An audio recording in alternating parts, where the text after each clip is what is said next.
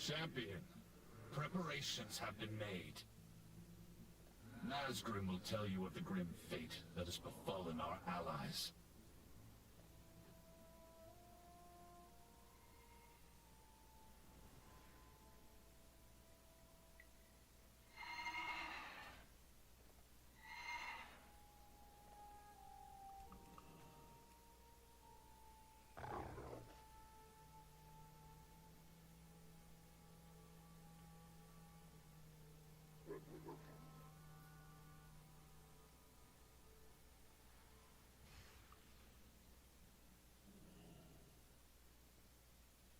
Got the best deals anywhere.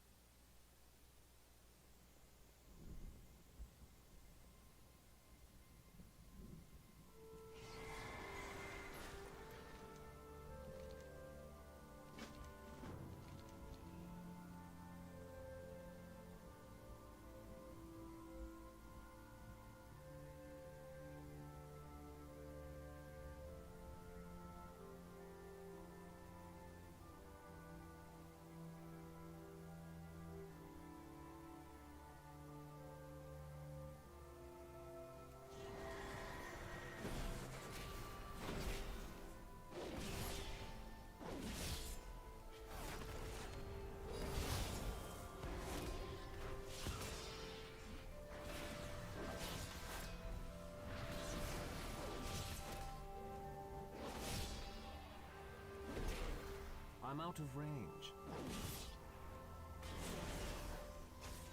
I need to target something first.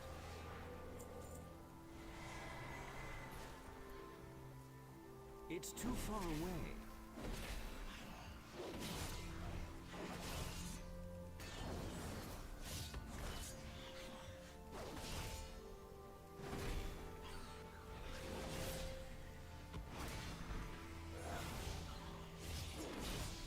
I need a target.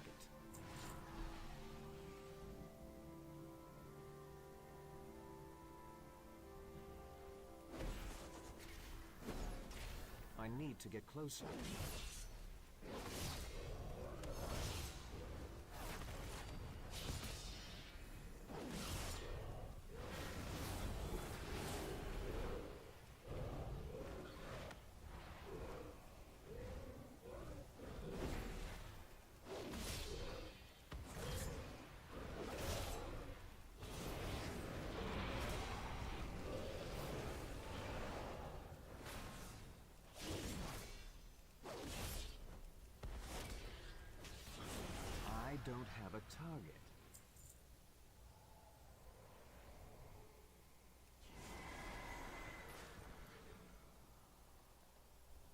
I'm out of range.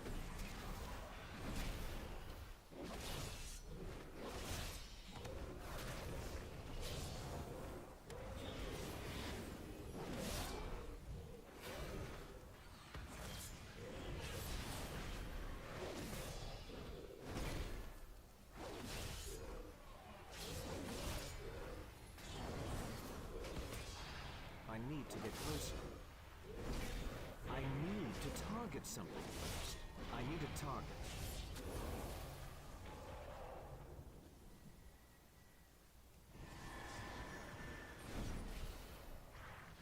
It's too far away.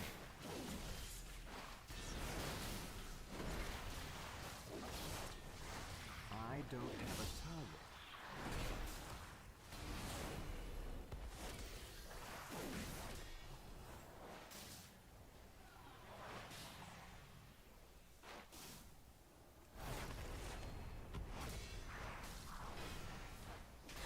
I need to target something first.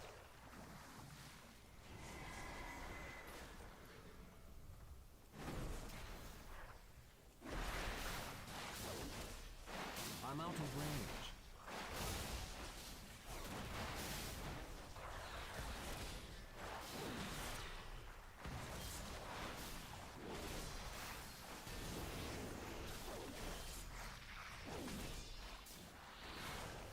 I need a target.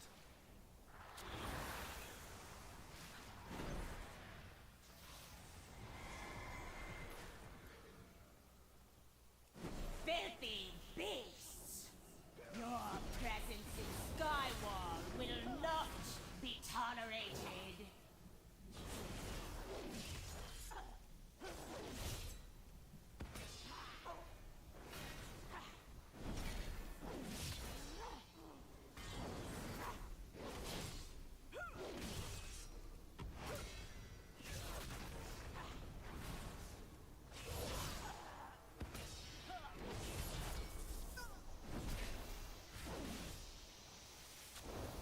It's too far away.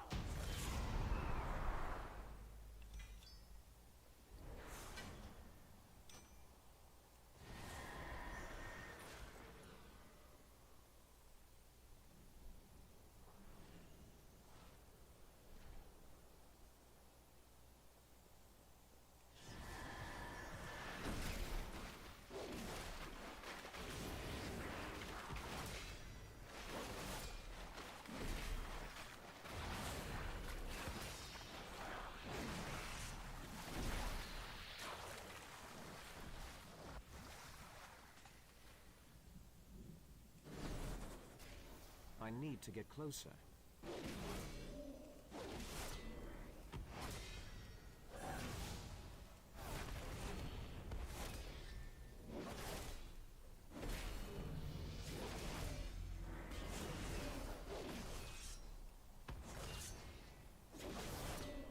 I don't have a target.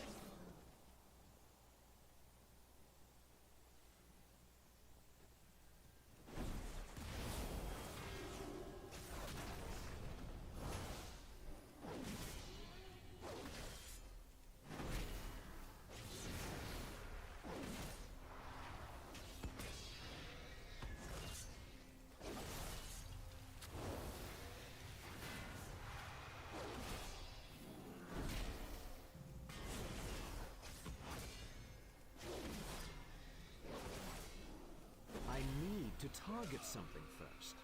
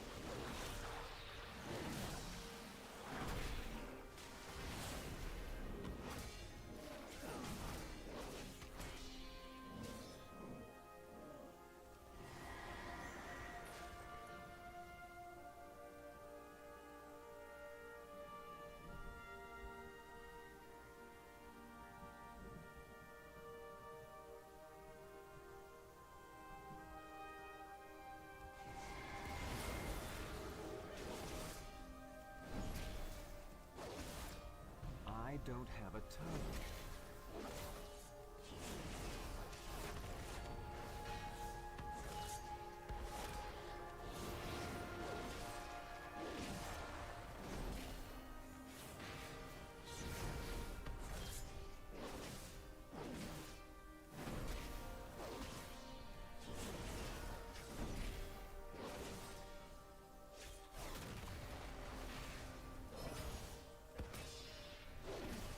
I need a target.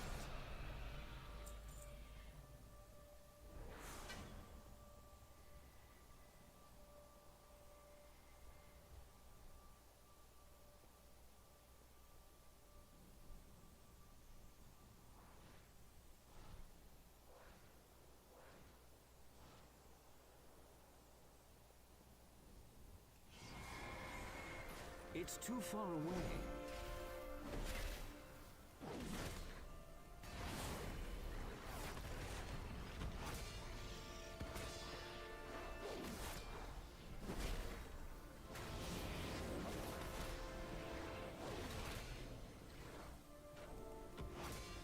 I'm out of range. I need to get closer. I don't have a target.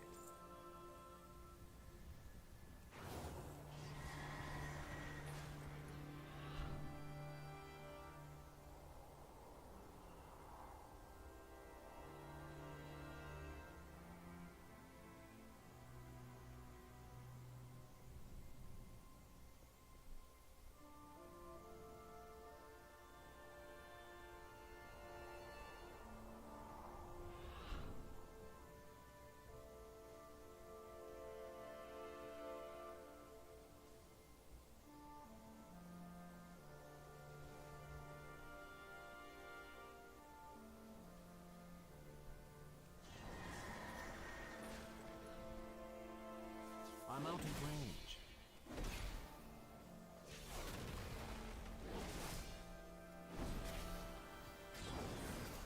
It's too far away.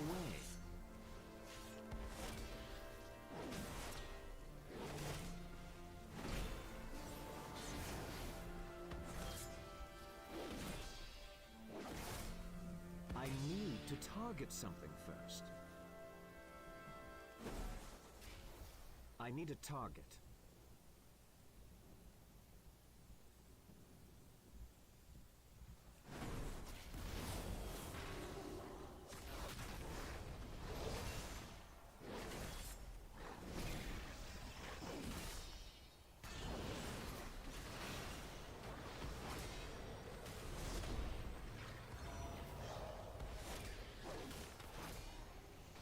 I need to get closer.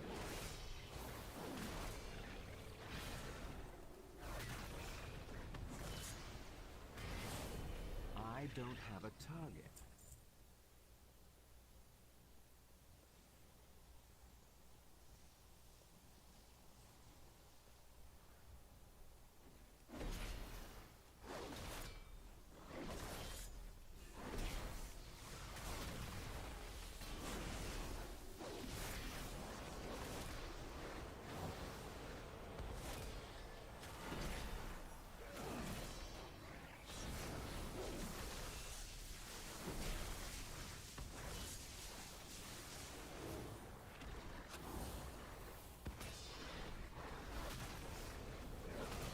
I'm out of range. I need to get closer.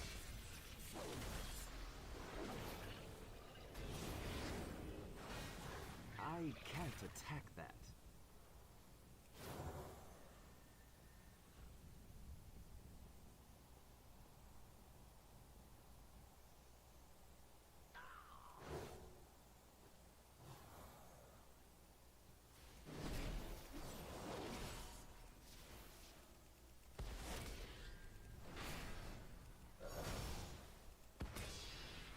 I can't attack that target.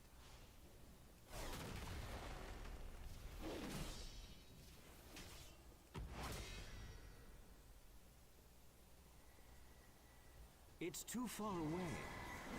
You tread upon the sacrifice? Mortals have no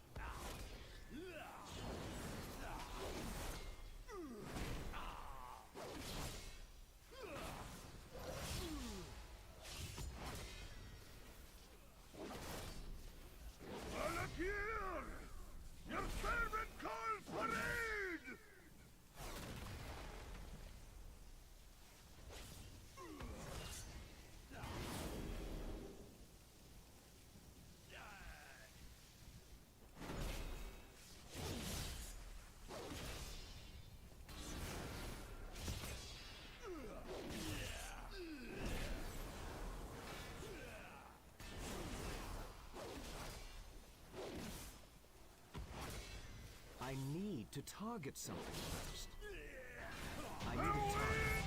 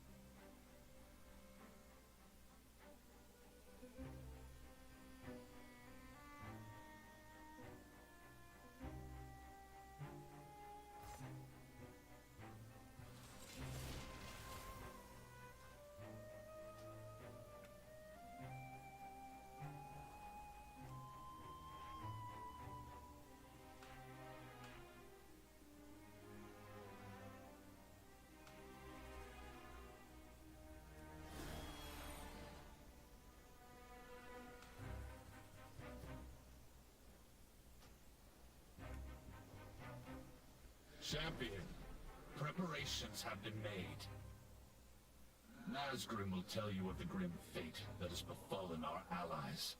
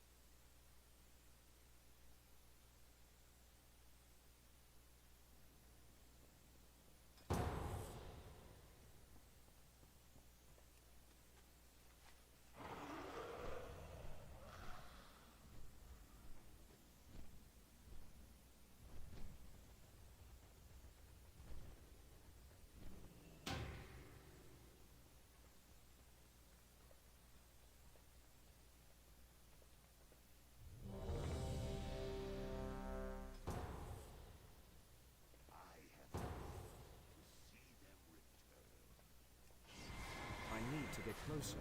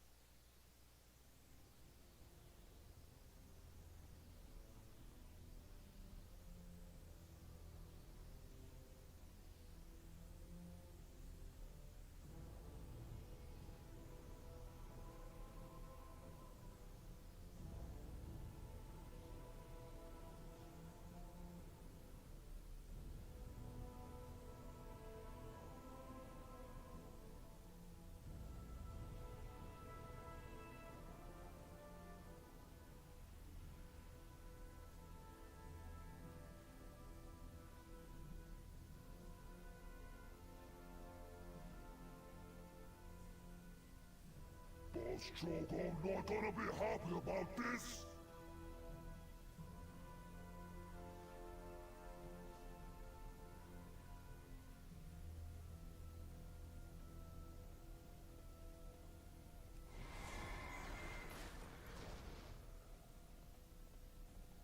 Stand still, or I'll crack your skulls!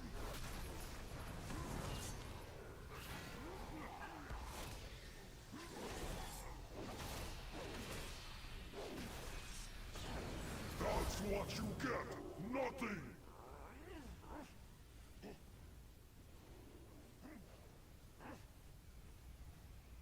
Stand still, or I'll crack your skulls!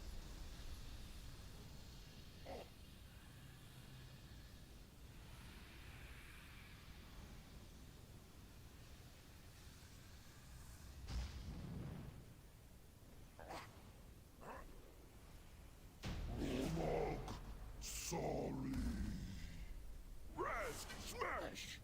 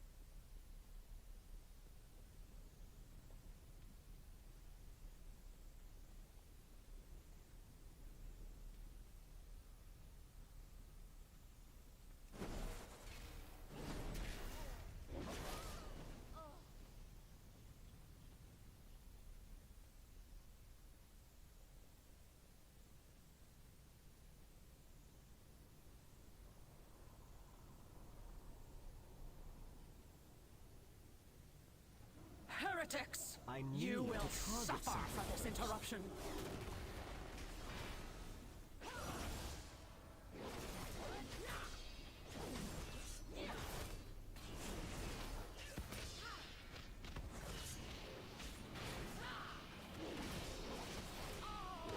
Bask in his power.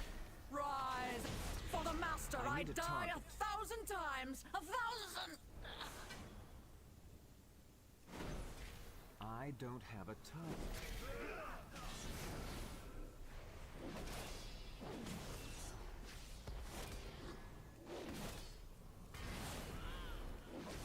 I need a target. It's too far away. I'm out of range.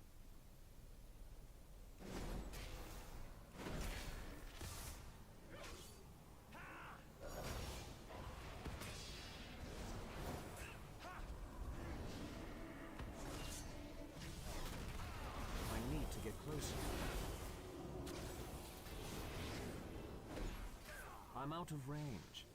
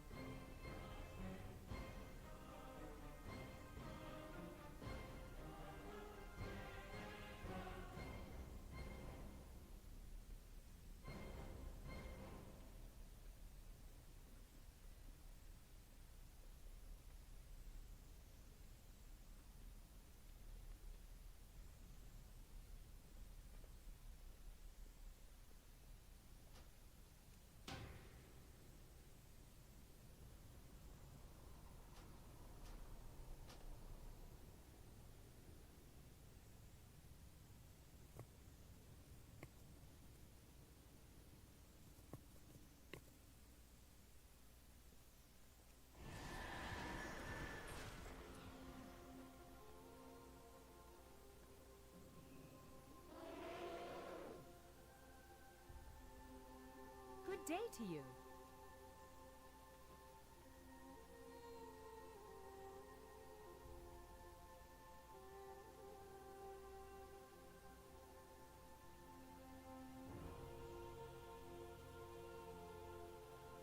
Have a good one.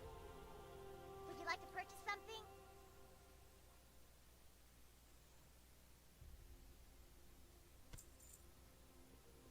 Alrighty then. Hello. Be careful. It's too far away. My, you're a tall one.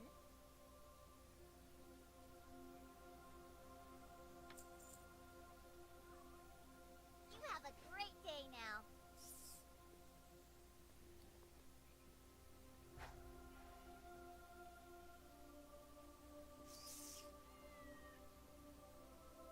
Salutations.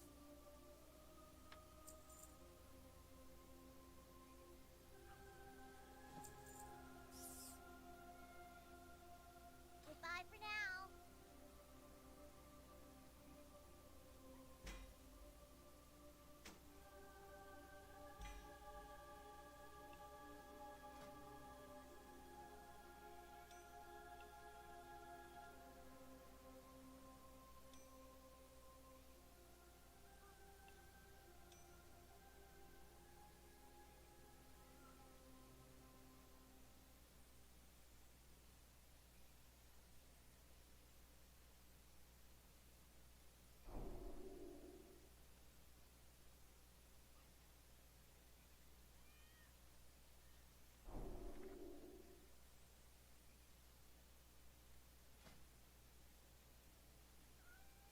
It's still recharging.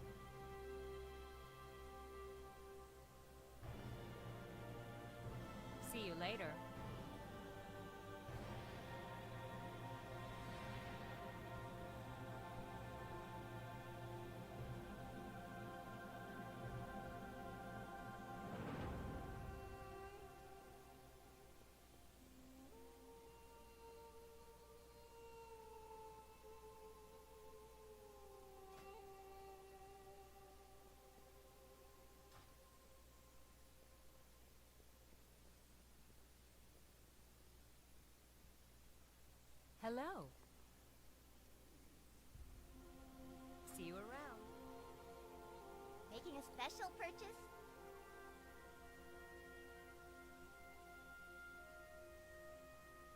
Seeing you.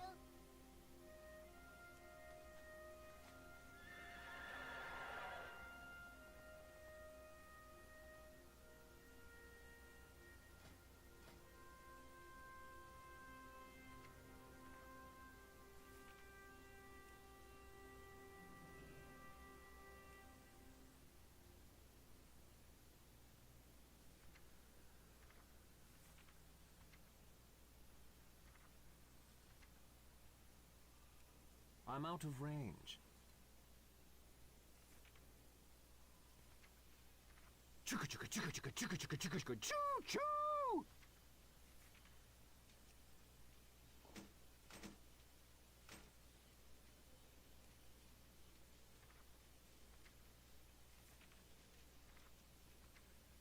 Chugga chugga chugga chugga chugga chugga chugga chugga choo choo!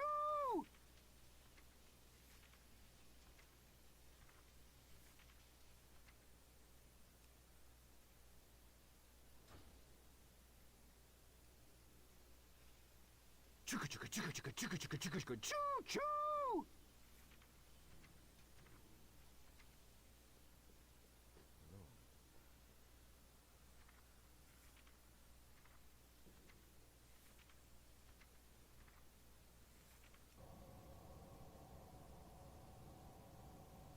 My arrows strike true.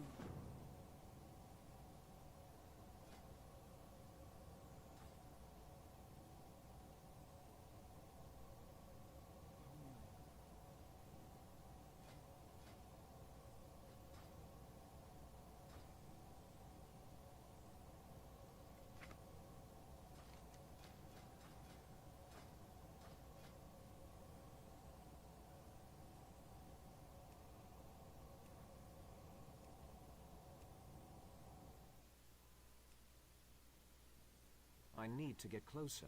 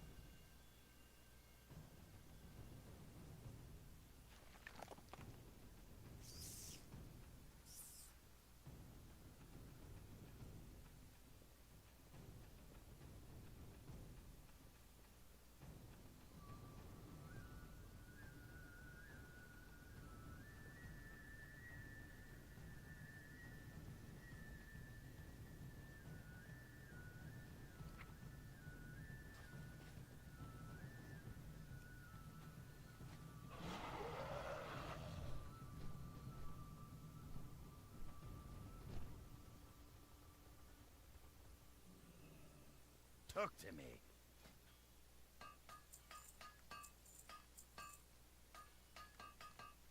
Off with you.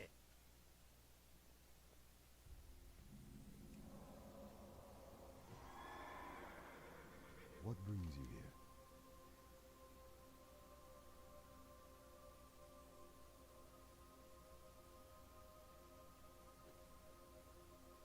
Till next we meet.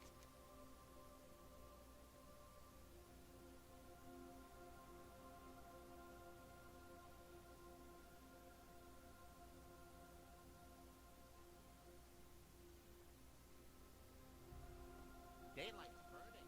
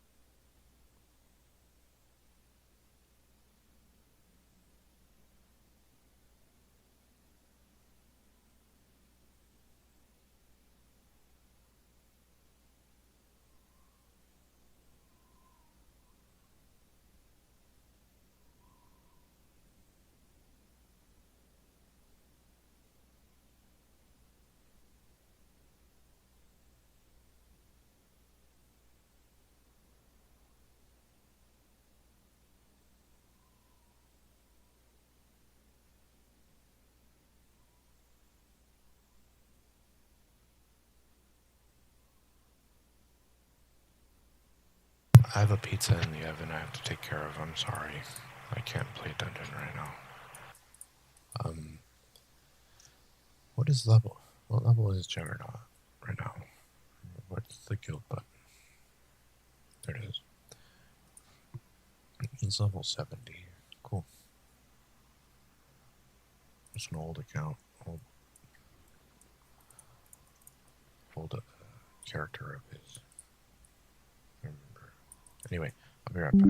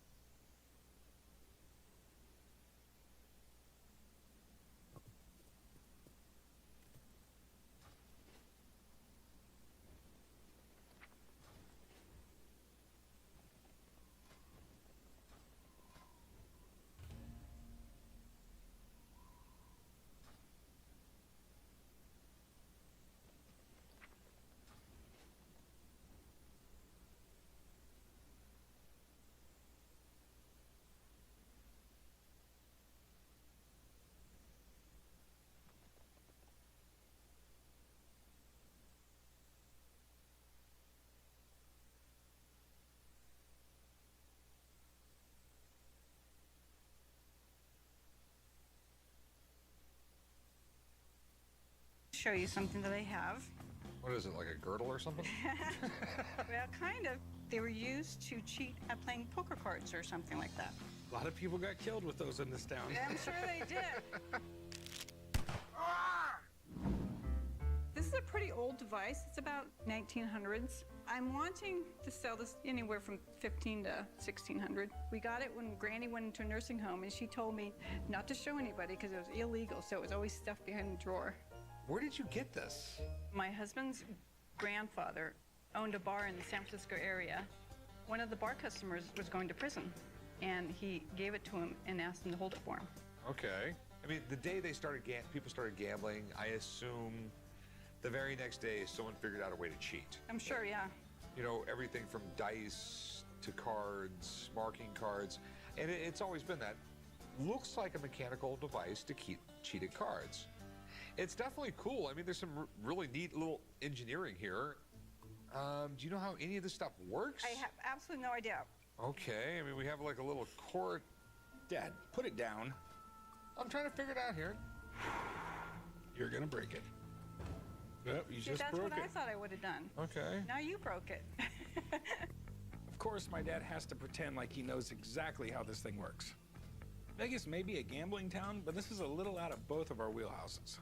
So what are you looking to do with it? Do you want to sell it, or I just want to sell it. any idea of what you want for it? I'm thinking the range is anywhere from $600 to $6,000. Okay, well, I'm gonna have to call a friend of mine to come down and take a look at it. There's no way either of us are gonna know what this is worth. Yeah?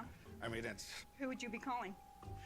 I've got a friend who's a magician on the strip and collects all types of this stuff, and if anybody knows about it, it's gonna be him. Let's do that. That would All be right. great. Be right back. So I'm kind of concerned that the guys want to call a magician, and I'm not sure if a magician is qualified to give me value on a gambling product, but we're going to see. This is really cool, actually. Do you ever heard of the saying, "There's nothing up my sleeve"?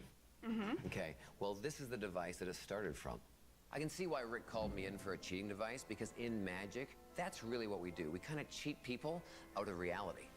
There was a guy who invented the first living device named Keplinger, and he was the #1 con man in the West Coast. He went up and down the Barbary Coast, the San Francisco coastline, cheating people. He came up with the first type called the Keplinger holdout. It was a card holdout, which meant it would actually hold the card within your sleeve, so it would hold it out until it would be switched with the cards in your hand. This is really intriguing. Now this one, by looking at the wells and the joints, the way it's designed, this is actually a Martin San Francisco card holdout, made in the 1920s, 1930s, all right? Well, do you know how it works? Yes, I do know how it works. And I actually brought a deck of cards with me. Cool. So here's what happened. This area here is always called the thief. The reason why it's called the thief is because it would sneak out from your sleeve, grab a card and steal it, pull it back into your actual sleeve. And it actually fits right. All right, see how it pinches it. And this goes against your forearm. Rick, I'm gonna have you help me. Do me a favor. Take that. Okay. Now, when it runs down your body, it comes all the way down with all these round joints. That's why they're round, so it rolls properly, all right? Now, this would be attached between your knees, and you'd open them up. And as you do that, it should slide. As long as we keep it pretty well linear, it should slide out. So pull Can it. I pull it? Yeah, you can pull. Oh, So cool. that comes out? Your secret has right. been told. Keplinger's success actually got the best of him. He got caught by some gamblers. They offered to either kill him or him to make the device for them. He made the device for them, and they all went out cheating people. They all get caught, and they went to jail for the rest of their lives. So what do you think it's worth? These are really cool because there's not many around, and this is an amazing shape. So a lot of people use them for museum pieces, or they use them as a cool thing in their home to display. For a value on this, what you're looking for is anywhere between $1,500 and $2,200. Woohoo! All right. That's great. Thank Thanks, you. man. You're welcome. Thanks for having me Appreciate in. it, buddy. Good seeing you guys. Thank you. Pleasure meeting you. Thank you. All right. We'll see you guys later. All right. Have a good day. All right. He said it would go for like, what, 15 to 22? Retail. that was like retailing it. I would give you $800. 2,000. There's no way I could give you 2,000. There's just no way. There's no money to be made. How about 15? No, I'd give you like $800. It's going to be difficult to sell. 13. Can always put it back in the slot There's drawer. wiggle You room don't at have- 13. You don't You have- heard the guy. All right, $900.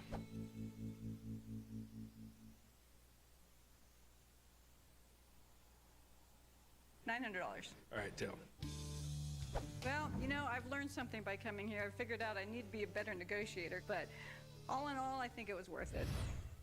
What in the world is that? This is a sort of a gambling cheat card trimmer. All right. They would put the card in there and trim it down, and when they would deal, they would know what to feel for, so they would have an idea of what they were dealing. Okay, I thought it was just you're really into precision gift wrapping. No. I'm here at the pawn shop today to sell my gambling cheat card trimmer. I picked it up in an antique shop with my folks some decades ago, and it's been sitting on our coffee table for many years, and when people come over to it, invariably they ask about it and it strikes up a conversation. My wife's tired of it being around the house, so I'm hoping to sell it for $1,500 today. I've never seen anything like this. Champion. So I'm assuming these were probably made after 1920. So this was used by a magician or someone cheating a card. So I can't think of any other use for it. Neither can I. If you have cards that feel a certain way in your hand, you can just go blah, blah, blah, blah here and just go like ace of spades. So if you set this to the right measurement of a card, Hey, you make man. this little Head angle, bust. put it in there, Twilight and time would be fixing to sacrifice our green hides. Exactly. now there's a little angle on the side of that card. And just a little micro amount is enough when you're a very experienced magician. You can go through the deck and find the ace of spades every time, and people go like, whoa. It's too far away. So how much you want for it? Looking for $1,500. Okay. To tell you the truth, I have no idea. I have a buddy who is a magician, who collects this kind of stuff, and would probably know everything there is to know about this. So, if you can hang out a little bit, I'll give him a call and have him come down and take a look at it. Okay, sounds Great. great. I'll be right back. I would welcome an expert's opinion on this. I think it would help figure out the real value, and maybe we can strike a deal.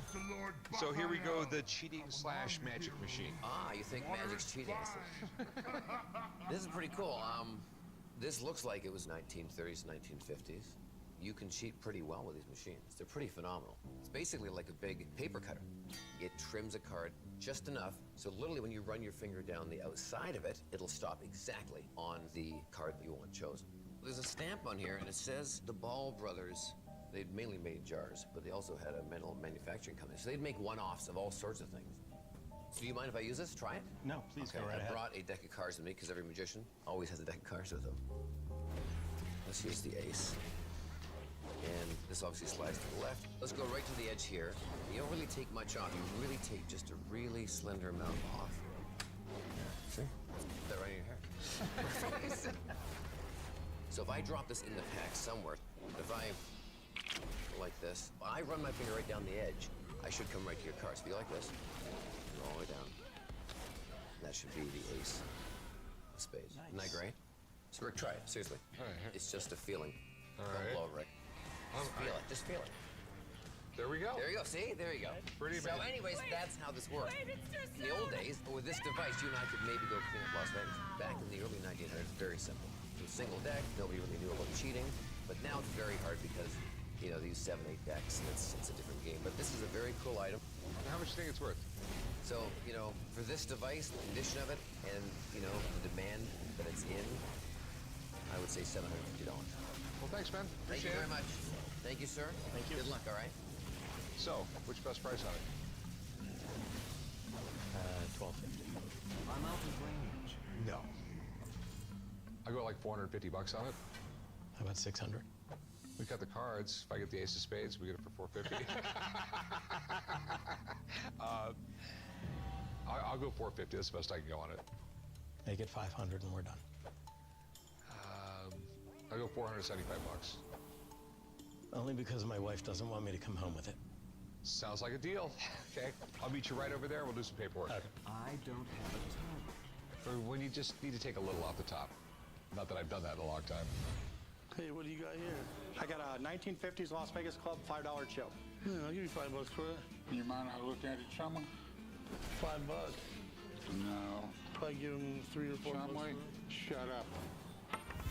I've decided to go into the pawn shop today to sell my Las Vegas Club casino chip. Supposedly there's only 8 of them in the world, and I've got one of them. I paid a lot for this chip, but I'm trying to collect chips, and I'd rather have 40 additional chips from different casinos as opposed to tie up a lot of my money in one chip. The Las Vegas Club, which is still downtown, was one of the end places to be. In fact, it's one of the oldest casinos in town. Back in the day, $5 was a huge bet, and a person that bet $5 a hand was classified as a high roller. A lot of the old school Vegas guys hung out at the Las Vegas Club. The Gods, Binions, the Stupecs, they were high rollers. And there's a good possibility they played with this chip. This is one of the rarest chips available. I'd say one of the top 20. The last time I was reading the chip book, there was 8 of these available. That's what I understand. I think it's worth a lot of money. Yes, it is. Most of these ships are in rough condition due to the fact they were used up until the 50s.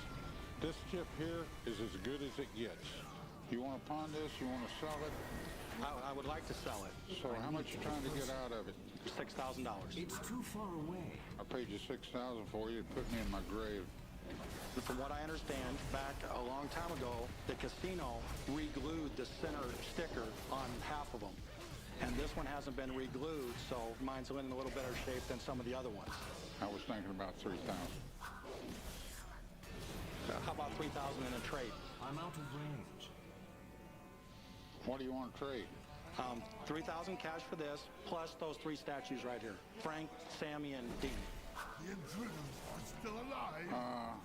We're trying to sell these statues for $600, but I only paid $100 for them. So if it's what I have to do to sweeten this deal, that's okay with me. Deal.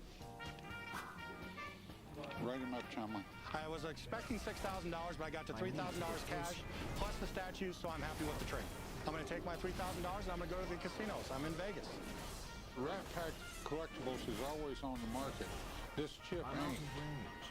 And I'm so damn happy I might crack a smile today. This morning, a guy called the shop looking to sell a blackjack table from the old Stardust Casino. I love classic Las Vegas stuff, so I'm headed over with Chum to check it out.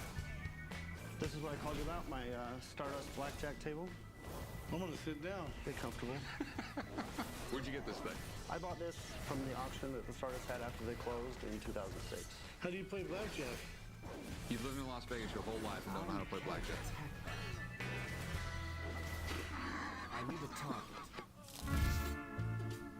I decided to call the guys at the pawn shop to see what I could get for my blackjack table from the Stardust. I like this table because it comes from an actual Las Vegas icon. I mean, it's just a huge piece of local history. Do you know much about the Stardust?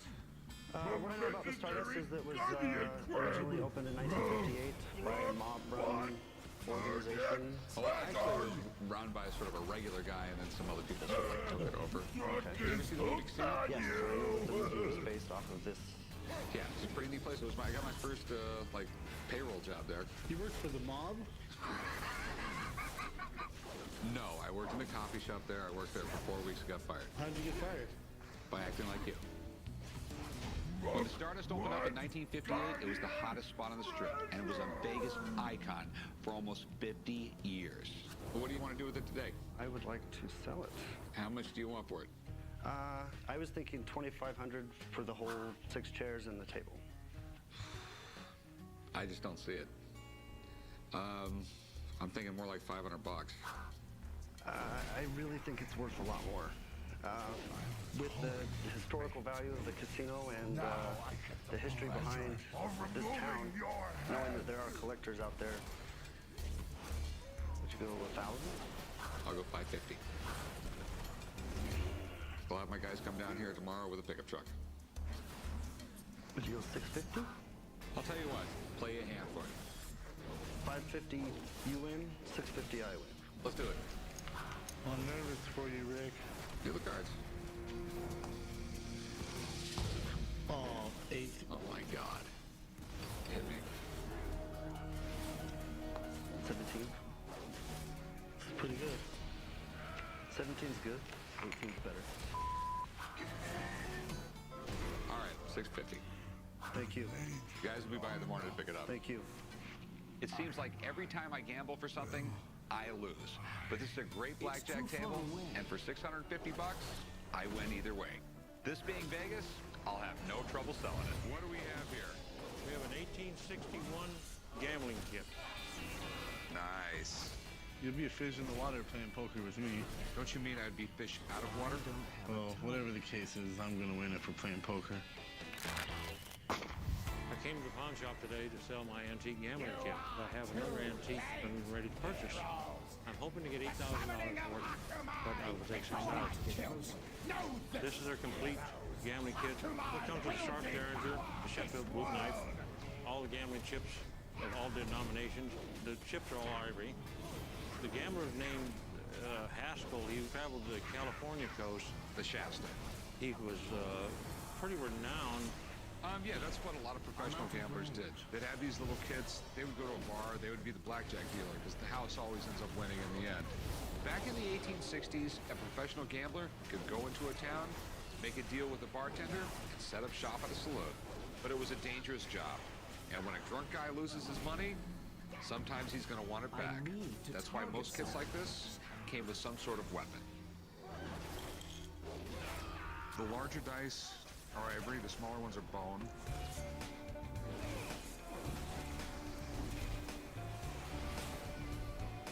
You seen anything? I'm trying to figure out what exactly it is. It's a poker chip. Chum, you don't know the first thing about poker. It's too far away. I have some bad news. These chips are not ivory. They're made of bone. It's very porous. Ivory is not porous. And this is a big concern right here. These cards. Do you see why? You won nothing. There's numbers. The numbers came along later as more or less a convenience. You see what I mean? This is an old style card right here. When you're playing poker, it's when you're keeping it close to your vest. If you have the numbers and the letters in the corner, you can read them, okay? 1861 cards didn't have those. And that's a concern right there. But the sharps, I can tell you right away, is 1860s. The gun, the knife, the chips, everything's in great shape and definitely valuable. I just don't know if this is a complete kit from the 1860s or if someone made it later. It makes a huge difference in the price. You know what? I might have an exact date on when this was made. Really? At least part of it, yeah. It's right there. Yeah. These are European hallmarks on the knife. First stamp right here is the maker. The second stamp right here is the city it's made in. The third stamp tells me it's sterling silver. And the fourth stamp tells me the year it was made. So I have a chart in my office that's going to tell me what year it was made. So if you don't mind, give me 5 minutes. Let me go look that up real quick. And we can more or less figure out almost exactly when this thing was made. That'd be great. I mean, if we have a knife that's dated 1900, I'm going to have a problem. You understand what I'm saying? Yes. So let me look it up. This set is so cool on so many levels. But without any more paperwork, you can't prove it belonged to this famous gambler. But what I can figure out is what date this knife was made. If it was made after this guy was already gone, I'll know it was assembled at a later date and didn't belong to this gambler. Earlier, a guy brought in a gambling set. He said it's from the 1860s. Stuff like this is often faked, but I have a way of checking. There's some markings on the knife, and from those markings, you can determine the year the knife was made.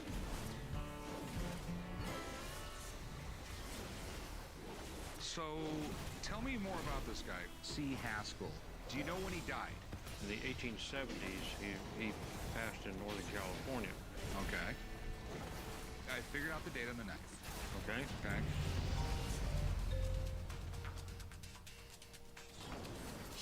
This knife wasn't made until 1887. Okay? Apparently long after this guy had passed away. Now, you take that in conjunction with the cards up there, I begin to think a lot of this might be pieced together. I was amazed at the age of the knife. I was thinking it was older, but the books don't lie. I believe this kit was probably a gambling kit, but I do not think it is from 1861. Someone, maybe around the turn of the century, had that gun laying around, had this kit made, and someone eventually put this in there to make it look like a famous gambler owned it. That being said, It doesn't mean it's worthless. You know, we still have value here. How much were you looking to get out of it? 8,000. That is a perfectly acceptable number for something from 1861. Champion. This is not that old. Preparations have been made. I'm thinking more like 2,000 bucks.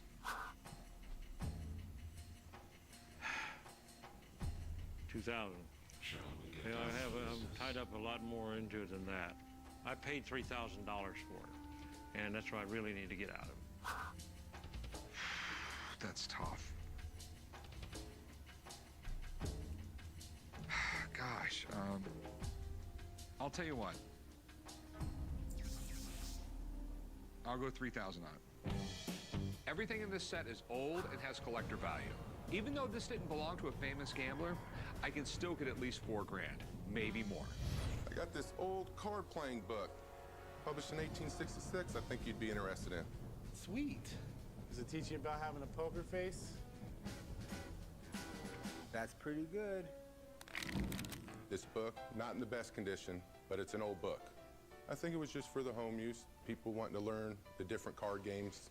I'm hoping to get 1,500, and the least amount would be 1,000. So where'd you get the book from? Won it in a poker game. So let me get this right. You're playing a poker game with your buddy, Mm-hmm. and you make a raise, and he can't cover with chips, so you say, how about that old poker book? Yeah, that's how it went. I like your style. You said it was published when? In 1866.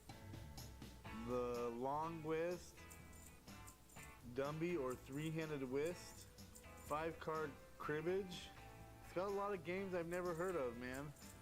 Straight poker, draw poker. Never heard of whiskey poker, but I have heard of stud poker. All right, so it does have some poker in there. This is a really cool book. I think a book like this belongs here in Vegas. A town like this was built on card playing. Yes, it was. That's why I brought it here. Rick always tells me to buy things from the early days of gambling, and this book is practically ancient. It might be falling apart a little, but I might go drop a $20 bill and pick this thing up for myself. How much do you want to sell it for? What is your business here? 1,500. I'm with you. 1,500, man. I was thinking 20, 30 bucks. I looked online, I found one similar, and they were asking 25. You sure there wasn't a decimal point after that 5? No, there wasn't. I looked over it again and again. Not saying I don't believe you, man, but that's a lot of money for a book on card rules. But it is pretty old. I got my book expert in the back, and she's going over a few other things. So I'd like her to come take a look at this, if you don't have any objection to that. I welcome it. I'd like to know more about the book. All right, cool. I'm very happy that the book expert's here. I'm ready to prove him wrong and walk out with some money. Well, Rebecca, sorry to pull you away from the dungeon with Rick, but here's the rule book I was telling you about. I'm in the back, I'm looking at a bunch of books for Rick, and then Chum calls me out. He wants me to look at another book. These guys are all business. Can't we just go out and get a cup of coffee? So much to ask. What do we have here? Book published in 1866 about different card games. Okay, where'd you get it? Won it in a poker game. You won a card book in a poker game. Yes, I did. All right, well, let's take a look at it then. So this is just a great example of one of those how-to books that they had in the 19th century.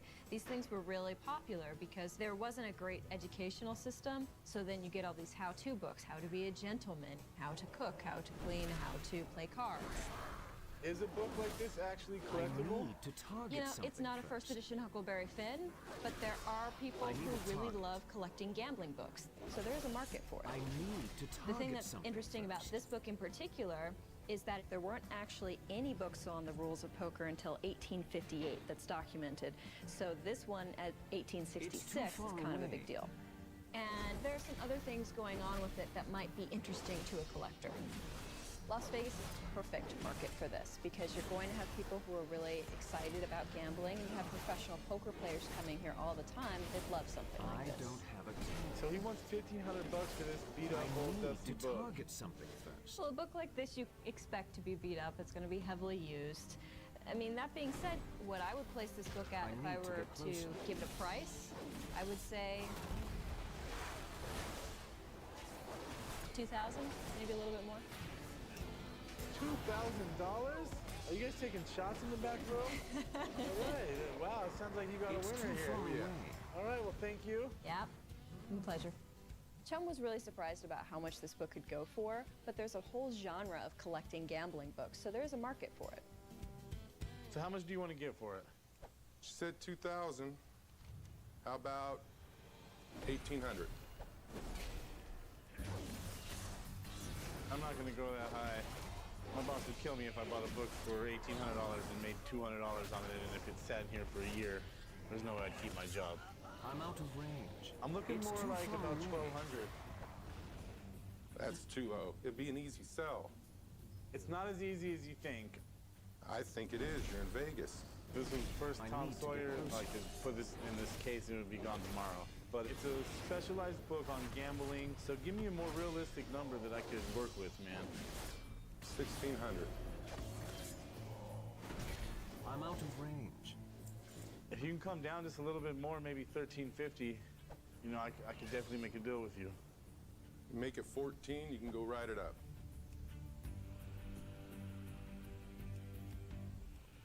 I think I'm gonna have to leave it on the table with you. 1375, and you can go write it up.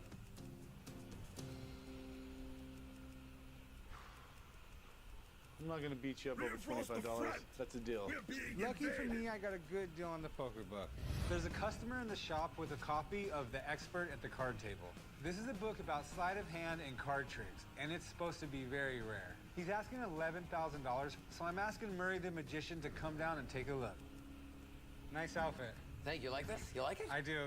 You're probably looking at him right now thinking, doesn't look like a very honest guy. And I assure you he's an honest guy, and you can tell just from this picture. That was me like at 16. Oh my God. I'll buy that off you. Well, Murray, this is the book I called you in about. I need to get This closer. book is a huge book in the magic world. It actually, it's probably the #1 book on teaching card mechanics, on how to deal, shuffle, and force cards on people. Somebody who made this book extremely famous in our magic world is a gentleman named Dai Vernon. And he would be at the Magic Castle in Hollywood. And you'd walk in, and he'd literally be sitting at a small table. It was his table, a suit, jacket, and tie, and he'd be doing this book page by page, and he knew every move. And from then on, it's become this book that's kind of like the holy grail of card books. It's also one of the first books that ever taught cheating with cards. Back in the day, people weren't getting this book to learn how to do magic tricks. They were getting this book to actually learn how to cheat at gambling, like a legitimate career. Maybe you can teach me a little bit of these tricks for my home poker game. Maybe I can. Yeah, let's see it. About deck cards, all right? How many aces are in deck cards? 4. 4. So we go once, twice, 3, and 4. Just like this, you'll notice there's all 4 aces, just like that. Oh, wow. So tell me to force any card you want out of the deck to you. What card do you want me to force you for you to have? 2 of clubs. 2 of clubs? All right, say stop whenever you want. Stop. Right there? Yeah. Take the card. 2 clubs? It worked. There's some slates for you. Quite the trick, quite the trick. So what do you think? Can we have a look at it? Yeah, Can we have a look? There's some pages that have some handwriting, which is really interesting. You can see here. What's really interesting about that is I don't think any modern magician would actually write this book knowing what it is. No, this definitely looks like first edition book. Cool. Well, it looks the real deal to me. How much do you think it's worth, Murray? Well, in the magic world, this book is very collectible. So I've seen these books go for as much as $13,000. Wow. Yeah. But because it's written in, it could value anywhere between $4,000 to $13,000. It's too far away. All right, well, thanks for coming by, Murray. Great. We'll talk to you next time. Thank you, guys. Take care, all right? Good luck with it, all right? All right. Take it easy. Yeah. Well, you heard everything Murray had to say. Although he gave me good information, I want to call down my book expert. That way she can tell me the condition of the book and we can get a better idea of the actual value. Then we'll talk about a price once she leaves. That sounds great. I'm with it. I believe my copy of the book is in good condition. I don't think it's, mint condition, but I hope that the experts will agree. Just the honest person I need for a book about cheating. All right, that's why you brought me in. Murray says that in the magic world, if you're going to own one book, this is the book to have in your collection. Oh, yeah. These days, this first edition has this really fun status. It's like talked about but rarely seen.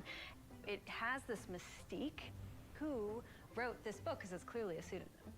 And that is exactly the type of thing that's really appealing to magicians. People trying to figure out who it is, like a mystery that you want to solve. So I need to check condition, edition, and completeness for this. So can you show me a few pages of... Yeah. All right, some specific instruction. Okay. Can you show me the copyright page just on the other side of the title page? Excellent. All right, now give me just like a once-over of the binding. I just want to see all the different kind of angles and sides of it. Famous magicians from across the 20th century had sought out this book. We know, for example, that Houdini had a copy. He had the 1905 edition, and it's now in the Library of Congress. So what do you think? Looking at this is a very good copy in terms of condition.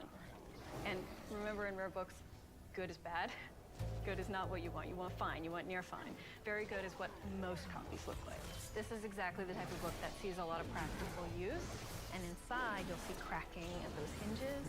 Handbooks and manuals and things that just receive very typical wear. They're meant to be used. This book is a first edition, and at the moment, there are about 40 copies that have been traced. So what I would say for this particular copy is it's going to be something more around $5,000. Well, thanks for coming in. Yep. Thank you. Have a good day. Appreciate it. Nice to meet you. That answered the other half of my question. Expected value there at about 5,000. Would you sell it for 3,500? Well, it's a little further than I wanted, a little further away than where I wanted to be. How about we go 10? 4,000 is going to be firm where I'm at if you do want to sell it. Well, I got a pretty good deal on it, and at that price, I think I'll try to ride up the market for a few years, and I think I'll hold on to it for my collection at that point. All right, well, thanks for bringing it in, and if you change your mind, you know who wants to buy it for 4,000. All right, thanks, appreciate it. Have a good See you day. later. I didn't make the sale today, but I might be able to trick someone else into giving me that price down the road. I need a target.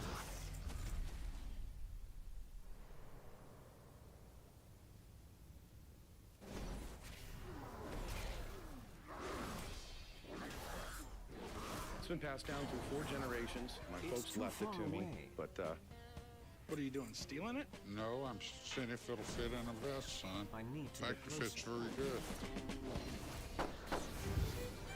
I came to the pawn shop today to sell my 1868 over-under Wesson pistol. I would like to sell it and take that money and apply it towards my children's college fund. I'd like to get around $4,800. The least amount I would take would be somewhere around $2,000. Who's it made by? Wesson is on the barrel. It says Wesson, Worcester, Massachusetts, and I believe it's December 1868. The fact that it's a Wesson is pretty cool. This was designed by Frank Wesson, who was brothers with Daniel B. Wesson of the famous Smith & Wesson. Correct. It's in the style of a Derringer. A Derringer is a small pistol that can be put in a vest. They were really easy to conceal. As a matter of fact, that's what Lincoln got shot with, a gun similar to this. While his brother Daniel Wesson went the mainstream route, Frank Wesson was known for guns that were a little different. But they were well made, and this is a good example of that.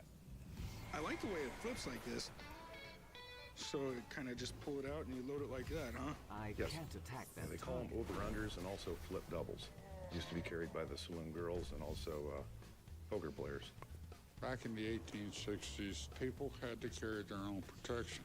This is the gun that they would go for, I'm out of and range. it would do the damage. You got accidentally shot by one of these. How'd it feel? It hurt.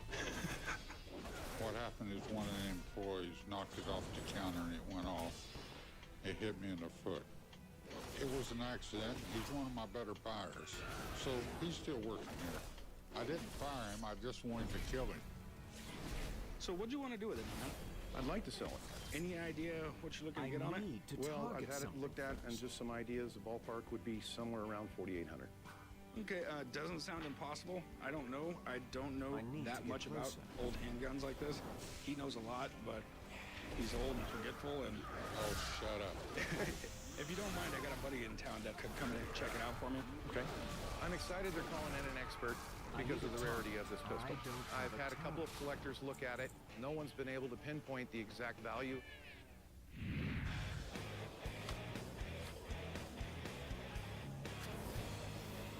Hey, what do we got here? We got a historic aviation collection I have. I want to sell it. I'm moving it. I just can't keep putting it back and forth in storage. You got a lot of stuff. I came down to the pawn shop today to try to sell my aviation and historic photo collection. Because I'm moving, I want somewhere around $2,000 to $3,000. Where did you get all this stuff? From my father, from a long tenure at the Boeing Aerospace Company. And we have... You have in your hands one of the only full-size color photographs handed down by test pilot Tex Johnston to my dad.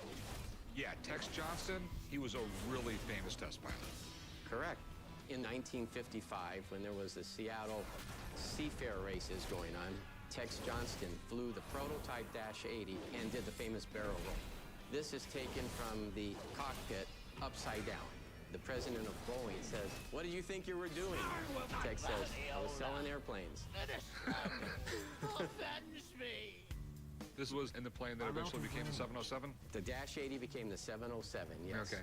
Before the Boeing 707, people flew in propeller-driven planes. It took much longer to fly. These jets came along and they became the choice of most airlines.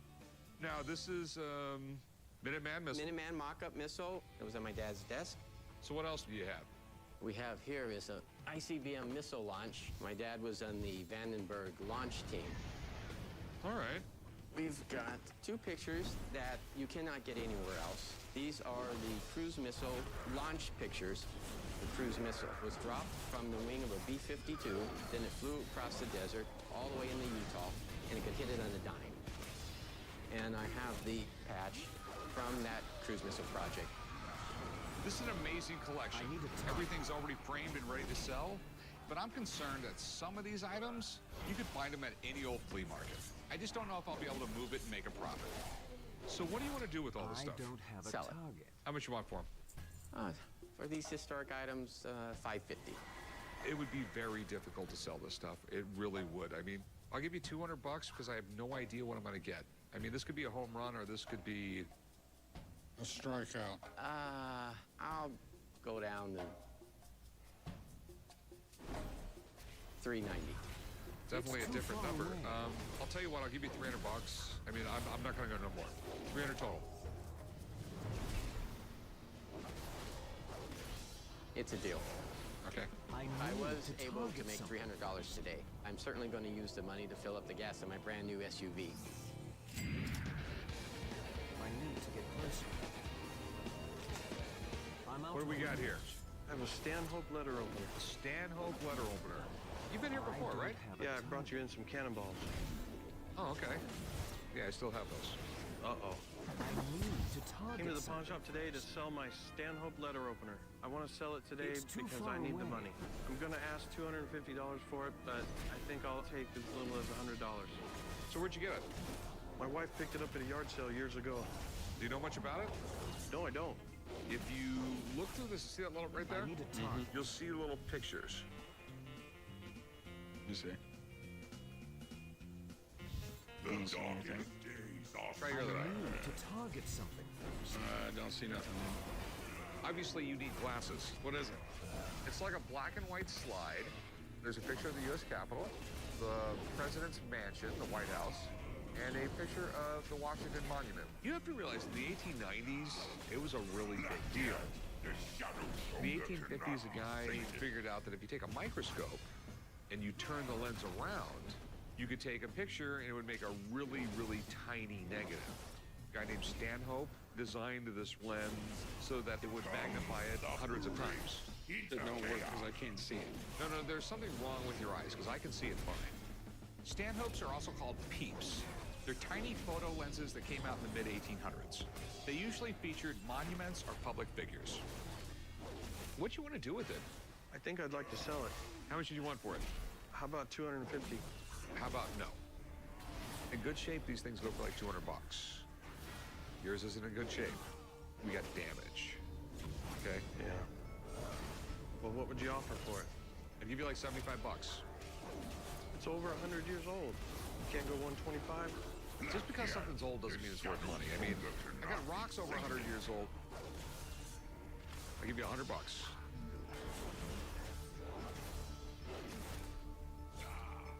Well, as much as I think you're lowballing me, I'll agree to the $100. Okay, it's a deal. You want to write him up, son? Can you read his driver's license?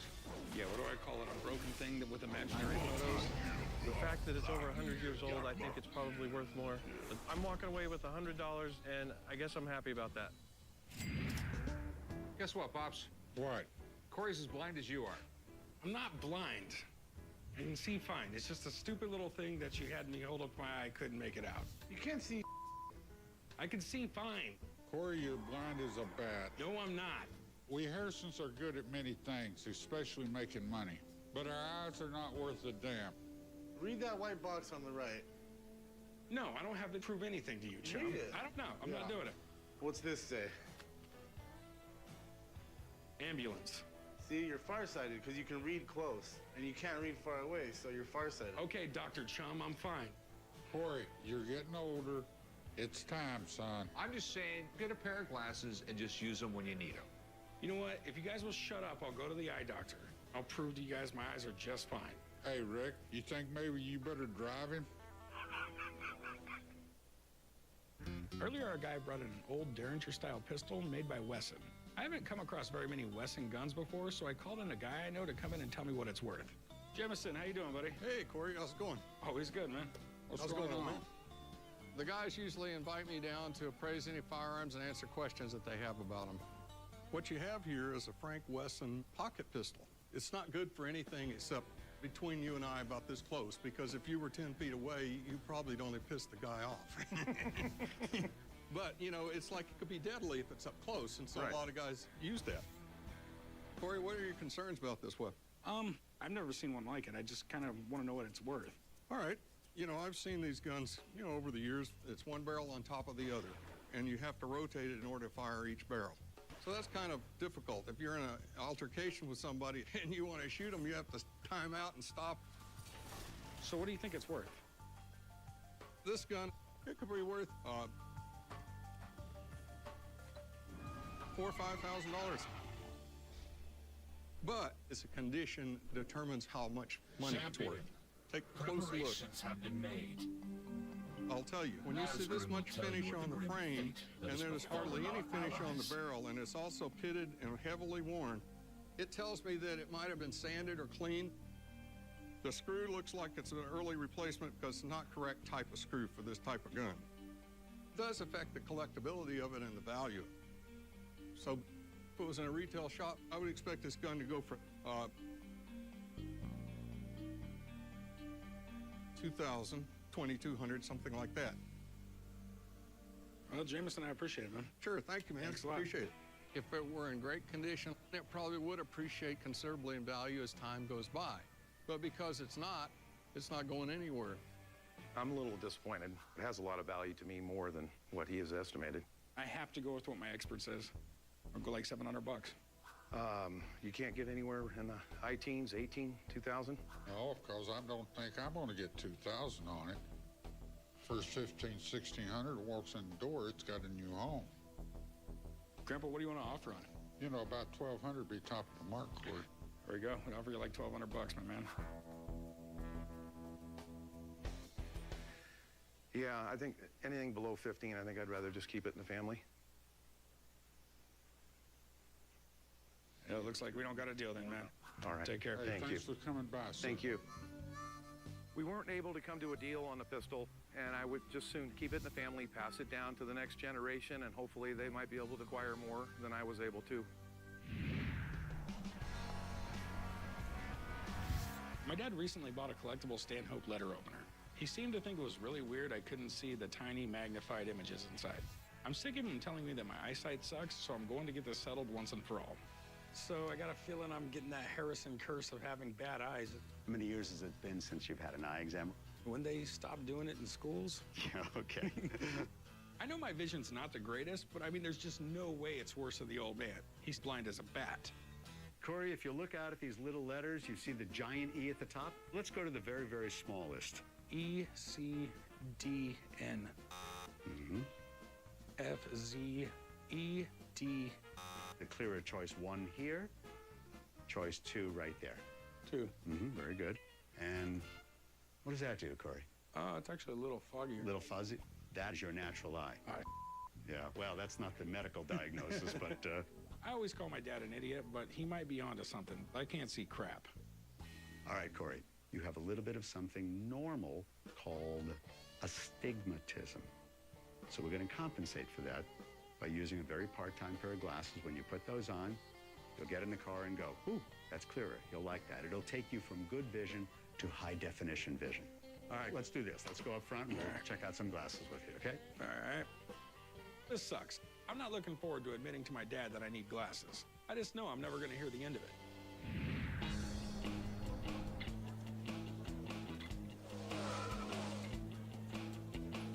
What can I help you with? I have a watch here. Okay. Apparently it's an old watch. I hope so. Where did you get it? A garage sale. Really cool watch. Mind me asking what you paid for it? $20. I came into the pawn shop today to try to sell my antique pocket watch. I'd like to sell it because I don't collect pocket watches. If I get 500, if I get 800, I'll be happy. Anything works for me. Do you know much about it? I don't know anything about it. I just discovered it and it looked cool. So. Well, I can tell you a little bit about it. It's a William Ellery. That's an American watch company that later became Waltham Watch Company. Abe Lincoln actually carried a Waltham watch. Wow. This is absolutely amazing back here. Earl Butler Hero saved my life at Cross Keys, Robert M. Scott. That's, something good? That is something good. I'm assuming that's the Civil War. The watch is probably 1870s, 1880s. Pretty easy to date them. First off, it's a key wind and a key set. By the 1890s, they were almost all going to stem winds. That would make it right around the right time period. It has to be the Civil War. You just increase the cool factor by like 10 times. Okay? Because this actually belonged to a Civil War veteran. Okay. Okay? That was given to that person by another Civil War veteran. Okay. Who saved his life at Cross Keys, which I'm assuming was a battle. One of the greatest gifts you could give in the 19th century was a pocket watch. Imagine someone gave this to a friend who saved his life during the Civil War. I have never seen anything like it. Do you know if it runs? No. It's wanting to work. It's working? That's positive, right? Yes, I mean, the great thing about this watch is it's in amazing shape. It works great. The case is in amazing condition. We have a porcelain dial on it that doesn't have one crack. These things are notorious for cracking. There's a huge market for Civil War stuff. And a pocket watch in this condition with engraving on the back could be worth a fortune. Collectors would line up out the door to buy this thing. I mean, this has got me really fascinated right here, though. I'd really like to find out who these people are. These could be important people from the battle. Okay. I'd like to find out more about the battle.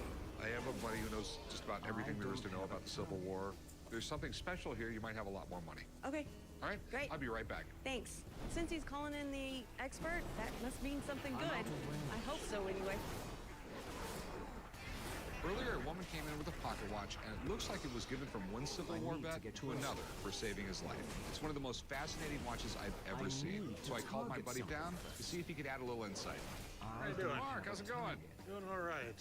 The guys normally call me down here when they've got an historical artifact. I have this watch here, and the engraving says that it's from the Battle of Cross Keys. The Battle of Cross Keys is an interesting one. This was early on in the Civil War, and this was Stonewall Jackson, one of the best-known generals on the southern side, and Cross Keys was one of the battles with Union forces, and the Confederates had about 5,800 men in this battle. The Union side had over 11,000 men in this battle, and the Union lost. Were you able to find out anything about those names or anything like that? Well, there are a number of Robert M. Scotts out there. There are a number of Earl Butlers out there. They don't show up in the historic record individually that I could find. I mean, the watch is really cool. I mean, it seems like it's from the right time period and everything like that. Do you think it's legit? Okay, you mind if I take a closer look at it? Please. Okay. Oh, yeah. The time period would be probably the late 1880s, so the name on it and the serial number both fit. That's all good. And if you were going to fake a piece like this, you would pick a battle that everybody's heard of. You know, it'd be thanks for saving my life at Gettysburg or something. And that the engraving is all hand done. In looking at it, I think that this is... It's too far away. This appears to be correct to me. I think it's a very nice memorial from the Civil War. This is somebody in post-war years and said, I want to say thank you.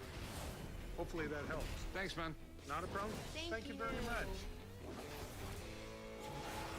What do you want for it? 2,000.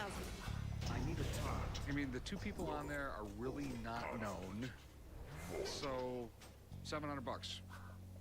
But the battle's known. 1,800. If it didn't have that engraving on it, is literally worth $400 or $500. Let me give you $1,000 for it. Come on, you're gonna make a profit either way. How about 15? I just don't know what I'm going to get out of it. I'll go 1,300, not a dime more. 13 will work. Okay, 1,300. All right. I'll meet you right up front over there. All right, thanks. Bought it for $20, and I'm walking out with $1,300. I'm ecstatic. I couldn't be happier.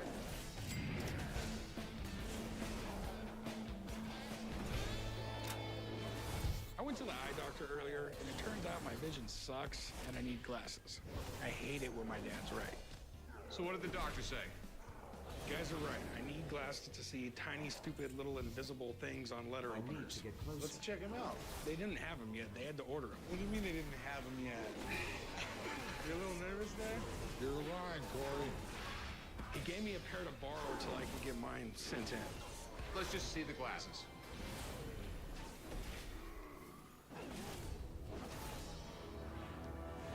I don't have a timer.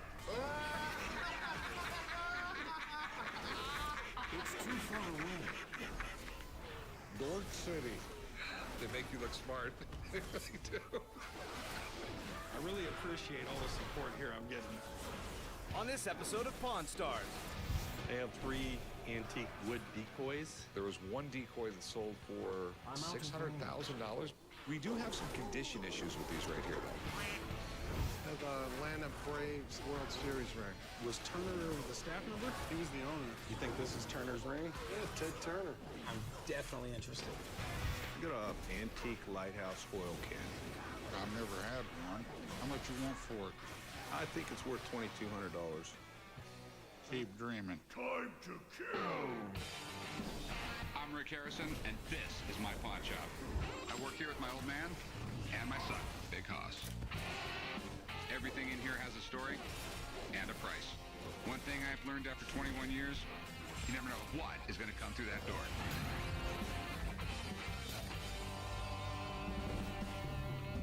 Time for fun!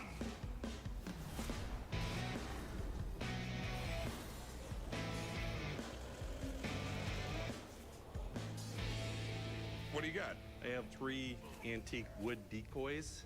Where did you get these? They were my grandpa's. Can you do a duck call? No, I can't. I came to the pawn shop today to sell my duck decoys. I'd like to sell the ducks today because they're just sitting on my shelf. I hope to get $450, and you know, the lease, maybe 100 each, 300 total. Some of these decoys can be really collectible and really valuable. You ever go duck hunting? Yeah. So what makes a decoy a good decoy? One that drew the ducks in where you could shoot them, son. All right, well, tell me about these things. They were produced by Ken Harris. You know, in the 50s, they're hand-carved and hand-painted. I really like it. I mean, it's a uniquely American art. Pilgrims and the original settlers to the United States learned this from American Indians. No one ever thought they were going to be collectible, and then suddenly, right around the late 60s, people decided that they were art. I know that a few years ago, there was one decoy that sold for $600,000 maybe. These decoys were designed by a guy named Ken Harris. He was an insurance salesman who quit the business back in the 1960s so he could focus just on the decoys. His designs got really popular, and they're still big with collectors today. I mean, there's definitely a market for them. We do have some condition issues with these right here, though. The older ones do generally have a little bit of damage to them. But this one's pretty bad. With the condition issue, though, I think it gives them character. I think it shows that they were used, they were hunted with. I love it when people tell me that the damage gives them character. Because like if you had a pristine 61 Corvette, could I hit it with a hammer and say, what gave it character? Right. These old duck decoys are really cool. But any collector who comes in and wants one is going to want them in the best shape possible. If they're old and beat up, it just makes them harder to sell. Now, what did you want to do with these? I want to sell them. All right, and how much did you want? I'm out of range. 150 a dog. 450 total. Okay, I'll take these two. 450? No, for 150 apiece. So why not 450 for all three then? Because that's this a fair one price. has been through the war. It's really scuffed up. 400 for all three of them. I'll tell you what, 380. 390. It's a deal. Gladly.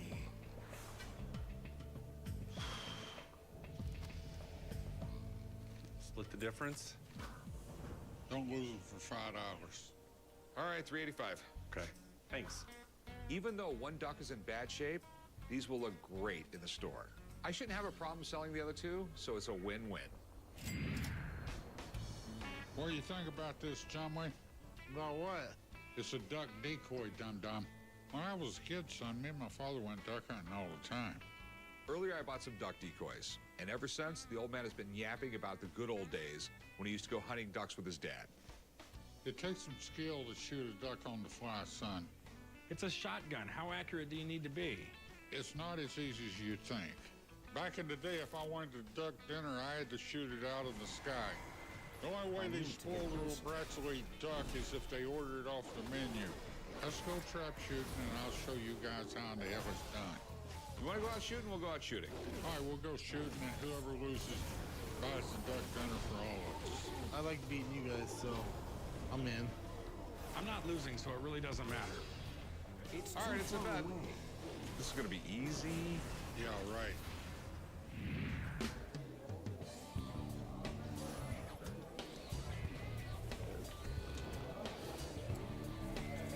What do we got here? I have Atlanta Braves 1995 World Series ring. Oh, that's a pretty cool year, man. Team of the 90s. Got there 7 times and then finally won World Series in 95. They're like the Buffalo Bills of the 90s, man. They just couldn't pull it off. I came to the pawn shop today to try to sell my 1995 Atlanta Braves World Series ring. I'd like to sell it because my wife and I were moving to Vietnam, hoping to get $13,000 inside. So where'd you get it? I got it from a buddy of mine who needed the money, and I thought it'd be a good investment. Atlanta Braves, 1995 World Champions.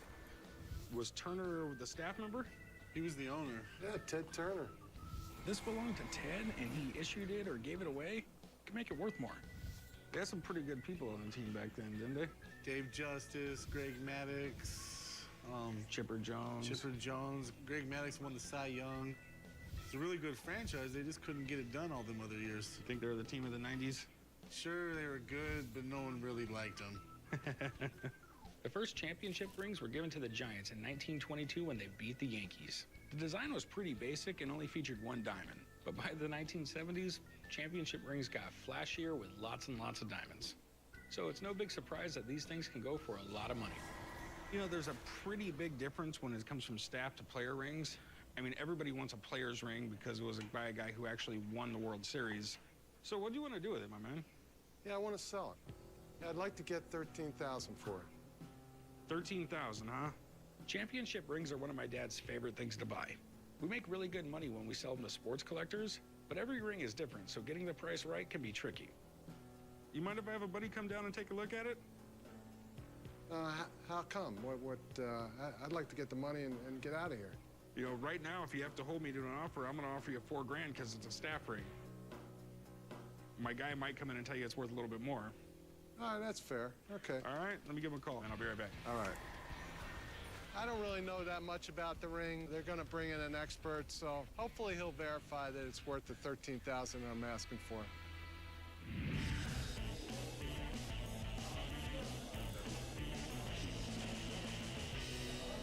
Hi, son. I got a antique lighthouse oil can. It was for the workers that worked in the lighthouse. This was issued to them to fill the lamps. Oh, okay. It's a cool piece. It's different. I've never had one, which is saying something being here for 30 years. I came to the pawn shop today to sell my antique lighthouse oil can. I only paid $7.50 for this oil can, and I'm ready to cash in. I was looking to get $2,200, and the least I would take would be $1,000. So how'd you get it? A little auction house in Lexington, North Carolina. All right. Now, I bring in some photos. These were some of the lighthouses that this brass oil can would have been used in. Back in the day, lighthouses were a beacon for ships to keep them from running into shoals and sandbars and stuff. And these was used before there was electricity.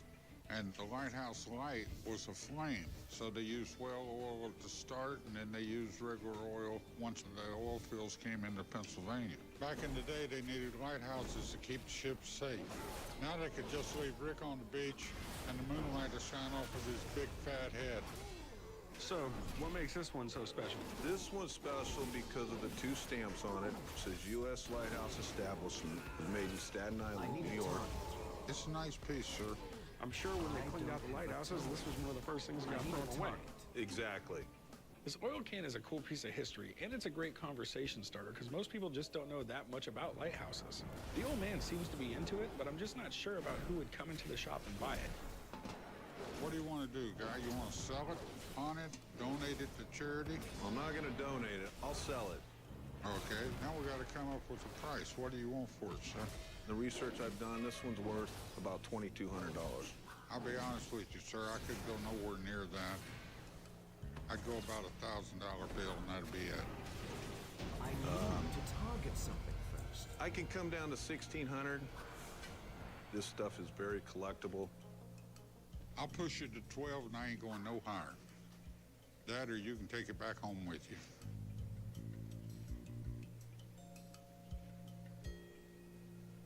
Yeah, we can do that. That's a fair offer. Go write it up, Corey. I paid $7.50 for this item. I'm feeling good with $1,200. Now I can go find another treasure. Earlier, a guy came in with an Atlanta Braves championship ring. I'm not exactly sure how much it's worth, so I called my buddy Jeremy to come down to the shop and take a look. What's going on, guys? The guys call me down to the shop whenever they have some sports memorabilia that they need some more information about. 1995 Braves championship ring. The Braves are actually the oldest continuously playing team in American professional sports. Oh, wow. Over the years, though, they had a lot of ups and downs. Finally, in the early 90s, they found new life with a great lineup that propelled them into the 95 World Series. It was a great contest. One hand, you got the Indians. In the National League, you had the Braves, who by far had the best record. Wasn't it like by 21 games or something? Yeah, the Braves had about a 20-game lead in the National League. The Indians had maybe like 30-game lead in the American League. Braves finally won in Game 6, brought home their third title, and actually gave the city of Atlanta their first major sports championship, too. I've seen World Series rings sell for tens of thousands of dollars, so I'm really excited to see what this ring might bring. What concerns did you have with the ring? It's a staff ring. Okay. I know there's a huge difference in price between a staff ring and a player's ring. Right. I think it might be Ted Turner's ring, which is kind of crazy. I mean, what do you think it might be worth? Let's take a look at the ring here. We have a large diamond set on top of a blue stone, and we're going to have 18 smaller diamonds surrounding it. The company Jostens, they made the rings for the 95 championship Braves. So on the inside, we should see the Jostens logo. What do you see? Unfortunately, this isn't even a staff ring. This is what they call a salesman sample. They're provided to the team beforehand so they can get a look at the ring, see if they like it, approve it, and they make them from there. We know this based on two main reasons. Number one, the inside of the band does not have the Jostens logo. And also, it's issued to Turner, which is Ted Turner, the owner of the team. Ted Turner's not a guy that needs to hawk his ring or sell it to come up with a few quick bucks. So there's no doubt that this is what we would call a salesman sample. Okay. They still do have value. People just want to own a piece of the 95 Braves. With the original box and everything, you're looking at around $2 grand. All right. I was really disappointed. They bring some bozo off the street. I don't know where he came from. All of a sudden, he comes through the door and he's Mr. Expert on baseball. So, I don't know. I was really disappointed. Champion. Well, you heard what my guy has to say. Thinks it's a salesman sample. I would offer you around $800 for it.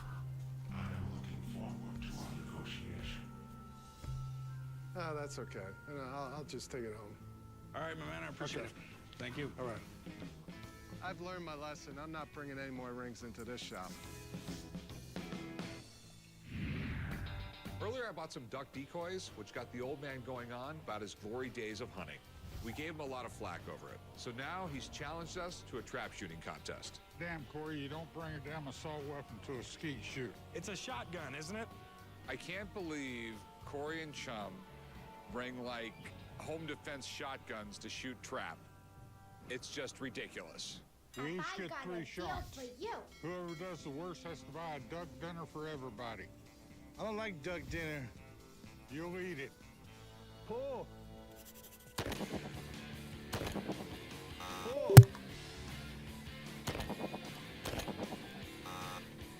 Pull. Yeah. 1 out of 3 sucked. That was horrible for me. I'm next. I think you're dumb as a board for bringing out assault weapons. Pull. Pull. Damn it. Pull. Bullseye. 1 out of 3 ain't bad. 1 out of 3 is not good. All right, I'm next. Yeah. Good luck hitting anything with an assault shotgun. Pull! Pull!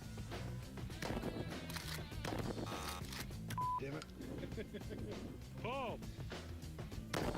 Nailed it. Looks like we're tied. Blue Cheyenne's done, guys. All right, pull. Pull. Pull. Pull. Pull. Pull. Pull. I got 3 out of 3 like I said I would. And just to show off a little bit, I got 7 out of 7. You know, sometimes you just have to take kids to school. All right, someone's buying me dinner. I was actually using a gun for trap shooting. You two figure out who's paying.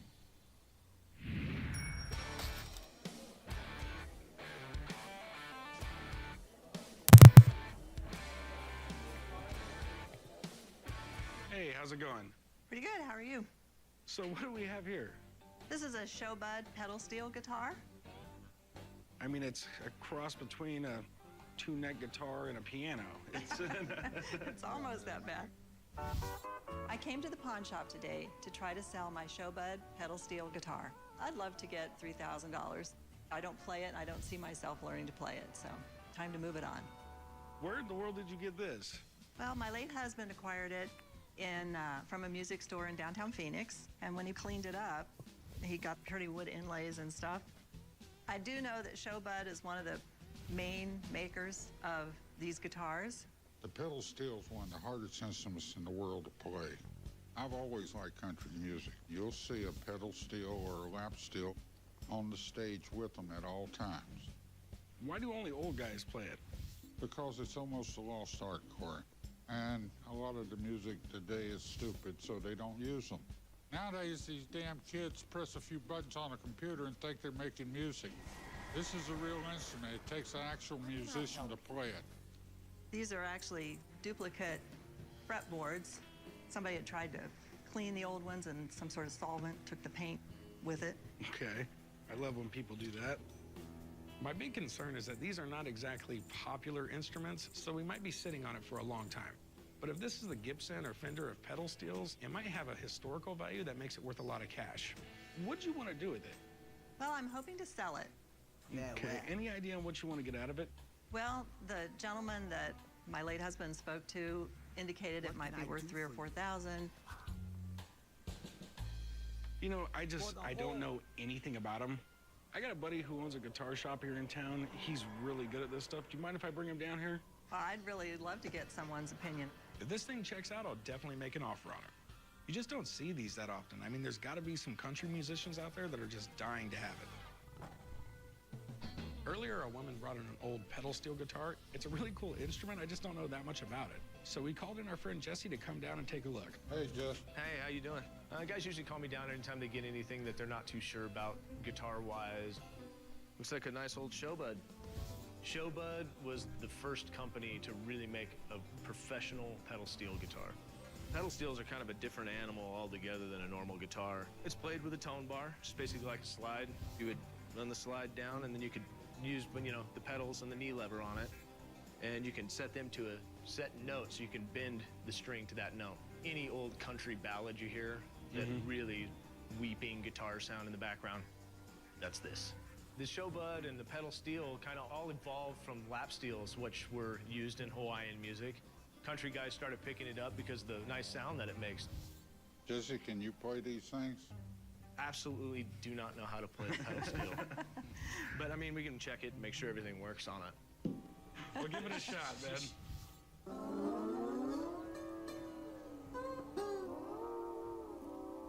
Yeah, it's all in working order. You're not a lap steel guitarist. Not in the least. So let's get down to basics, Jesse. What's it worth? I would say in this one's condition, probably between $2,500 to $3,300. Well, my man, I appreciate it. No problem, man. If the guys get this Showbud, it's not a super quick sell, but you'll sell it. A real professional is going to want a Showbud. So what's your bottom dollar? Well, could you do $2,500? No, I don't have people knocking down the door to buy these things. What do you think, Corey? I'd give you like $1,200 for it. Would you come up a little bit? Hit me with a number. How about $1,800? How about $1,500? $1,500 and you got a deal. That's the best I'm gonna Hey go. man, help us! The Twilight's hammer be fixing to sacrifice our green hides. I think I'd like to see if I can find somebody that would be willing to pay a little bit more for it. All right. Well, thanks a lot. Let me help you carry this to your car. Okay. I think it will be worth it in the long run to try to get a little bit more money. I think it'll be worth the time to do that. All right, boys, I brought in duck dinner. Corey, you and Chumley's got to pay for it. I ain't paying for no duck dinner. I don't eat duck. Yeah, you're on your own on this one, Grandpa. I don't need duck either. We made a bet. Whoever did the worst at the shooting range had to buy everybody else a duck dinner. I won, and these guys had a three-way tie for last place. So all I know, I'm not paying. I need to target something. Dad, this is chicken wings. Ain't no difference. It's the same thing. Yeah, there is a difference. Okay. You don't have to eat them. I'll eat them all. Not bad. I like chicken wings. All right, I want some too. How much do I owe you for them? You ain't getting none, neither is Chumley. I'm gonna eat what I want and spit on the rest of them. Chum. You bring my chicken back. What the hell's wrong with them? What the hell's wrong with you? I need to get Eat your chicken wings and be quiet. On this episode of Pawn Stars. I've got a World War II book that was authored and autographed by Dwight D. Eisenhower. Wow, really? It really becomes Eisenhower's rookie card because he wasn't president yet. Wait! Cool gun. Remington New Model Army. One of the preferred methods was to have these cartridges preloaded, and then Clint Eastwood made this look so much easier than Good, Bad, and the Ugly. I think you'd have been shot about 10 times. 1970 Petrus Pomerol, one of the best in the world. There is as many different wine signs as there is cars. And how much did you want for it? $1,600. I'm not going back with the wine. I'm Rick Harrison, and this is my pawn shop. I work here with my old man and my son, Big Hoss. Everything in here has a story and a price. One thing I've learned after 21 years, you never know what is going to come through that door.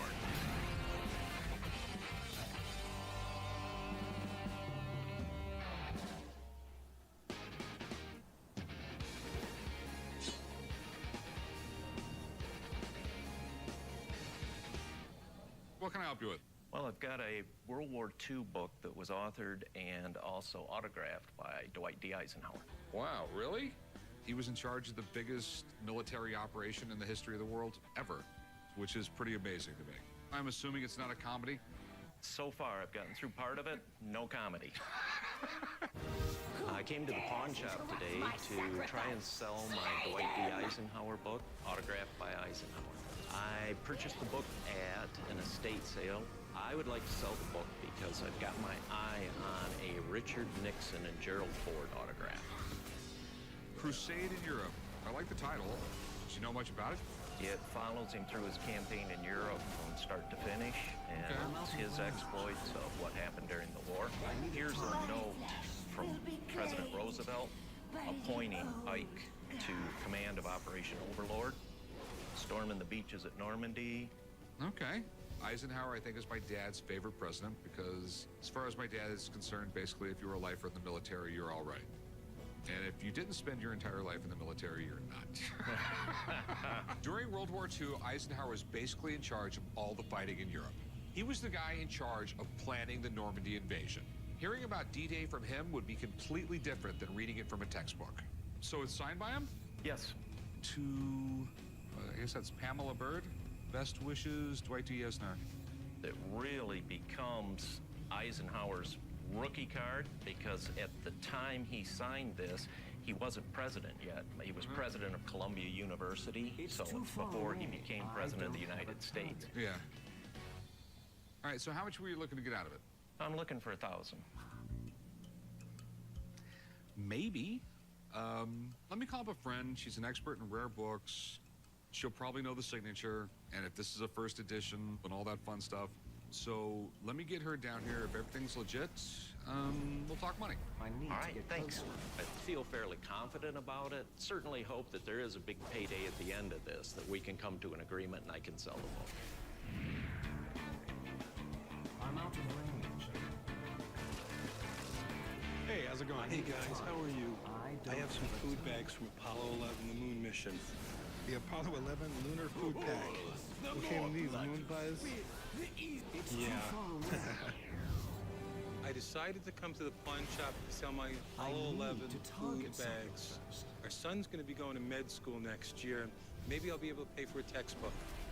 Where'd you get these? Well, back in 1969, these were sent to my father as a little gift from a company called Continental Can, and they made these the Apollo 11 moon mission. Apollo 11's probably the most famous thing NASA has ever done. I mean, this was when we landed on the moon. This kind of enabled them to eat hot food. I mean, right here we have turkey and gravy. Apollo 11 landed the first humans on the moon and accomplished JFK's goal of getting to the moon before the Soviet Union. But when you're on that important of a mission, you better make darn sure the food is good. What makes these able to travel into space? The bags were made out of a 3 mil thick aluminum foil with a mylar coating on the inside to keep the food dry. They would heat seal the end after they loaded the bag. I'm out of Now, range. they also sent me an envelope postmarked at Apollo, Pennsylvania. It's the same material, and it has the moon stamps on it. Okay. So what do you want to do with them, my man? Well, I'm hoping for $100 a piece. $100 a piece. Now, So you got 4 of them here. You want 400 bucks? That would be really cool. That would be nice. I just don't see it. Sure. Give me one of the bags that Neil Armstrong ate out of with some leftover beef stroganoff in it. I'm sure it's worth all kinds of money. Right now, I'd give you 50 bucks for all 4 of them. These were made for Apollo 11. I get it, but they weren't made for Apollo 11. The ones that were made for Apollo 11 went up in space, got torn open, and people ate out of them.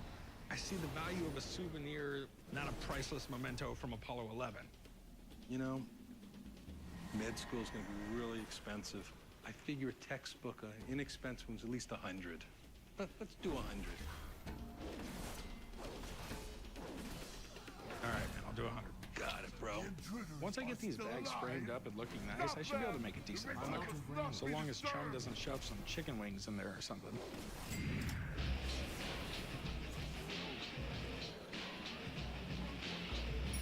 Hey, it's you again. So what do you got for me this time? Brought in another gun for you.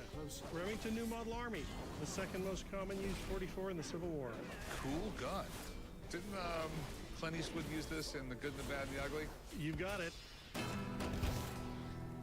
I came to the pawn shop today to try to sell my Remington New Model Army. It's one of a number of these that I currently have, and I'm looking to buy something else. Hopefully I'll get about $2,000 for it. Oh, it's a great gun. Do you know when this was manufactured? This would have been made in about 1864. Okay. It was definitely one of the guns of choice during the Civil War. But there was probably like 30 different styles of revolvers the Union Army ordered just because anybody who could make guns, they would buy them off of. That's right. In 1859, the U.S. military only had 12,000 soldiers. In 1864, there were 7 million on both the Union and Confederate sides. Yeah, that's a lot of guns. The Civil War created a huge demand for guns. So a lot of smaller gun companies like Remington and Sharps got huge as a result. And this is a really good one. The outside shows a little wear, but if you look in the bore's like a mirror. It's had very little use. I mean, it's in pretty good shape. During the Civil War, this was still a high-tech gun.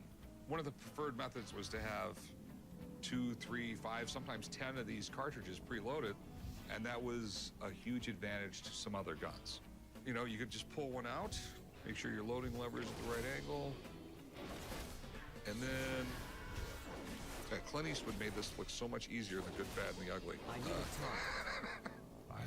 It's a good thing you're not fighting right now, isn't it? Yes, it is, because I think you've been shot about 10 times. I always like to do business with regulars, and Civil War guns are always good sellers. But I just don't know as much about this as I do a lot of other guns. All right, let's just cut to the chase. Let's make a deal. Let's slow down a little bit. If it was a Colt, I could tell you all about it. I would make you an offer right now. But it's not. I don't see a lot of these every day, and my understanding is there's like 1 million reproductions of these right now. Go ahead, call in someone, let some crazy guy come in here and tell you what I already know. Okay, I'll do that. All right, I'll be right back. Regular or not, I'm not buying this thing until I know 100% it's real. Pops, guess what? What? I'm having Rebecca check out some books signed by your favorite president, Eisenhower. Eisenhower was a great president, son. When Eisenhower was president, it only took 4 years to build the interstate highway system. It took Rick longer than that to lose his hair. Yeah, Eisenhower was the man. You probably don't know nothing about it. What was his nickname, Chumley? I don't know. Who was the 16th president? I don't know. The 16th president was Abe Lincoln. Rick, I mean, that's pathetic. What am I supposed to do, send him to school? It might not hurt. You know what? If I wanted to, I could memorize them in the afternoon. Whoa, chum. No, you couldn't. These guys always underestimate me. Memorizing the presidents is a perfect example. How many presidents are there? 44. I can do that. It ain't nothing. I'm gonna go figure this out. I guarantee you I can remember them all by the end of the day. I'm gonna go study right now. You know he's going to take a nap. Stone cold. Earlier, a guy came in with a World War II book. He says it's signed by Dwight D. Eisenhower. Even if the signature is legit, I have no way to price it. So I called in my friend Rebecca to help me out. Rebecca, how's it going? Good. I hear you have an Eisenhower for me. The guys usually call me down here because they don't know a lot about this. Crusade in Europe, this is all about World War II, specifically the European front. Eisenhower was involved in this from pretty much the beginning. He was the person who contained the divas, and that includes people like Patton, who didn't want to listen to anyone, or General Montgomery, who's the same way on the British side. It's pretty common in a historical event like this, one of the major generals or participants will write a memoir about it, but they're not common signed. I have the same book in the signed limited edition. Okay. What we're going to do is look at the 2 signatures. One thing that we have to worry about is that Eisenhower actually had an auto pen. So there is the possibility in this time period that he could actually have the auto pen signed for him. The nice thing about this, though, is you have this full inscription here. I need a target. And since you've got a uniformity of ink with the inscription and the signature, we know it's not auto pen. Great.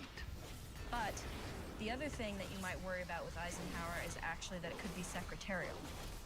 So, from what I can tell here and here,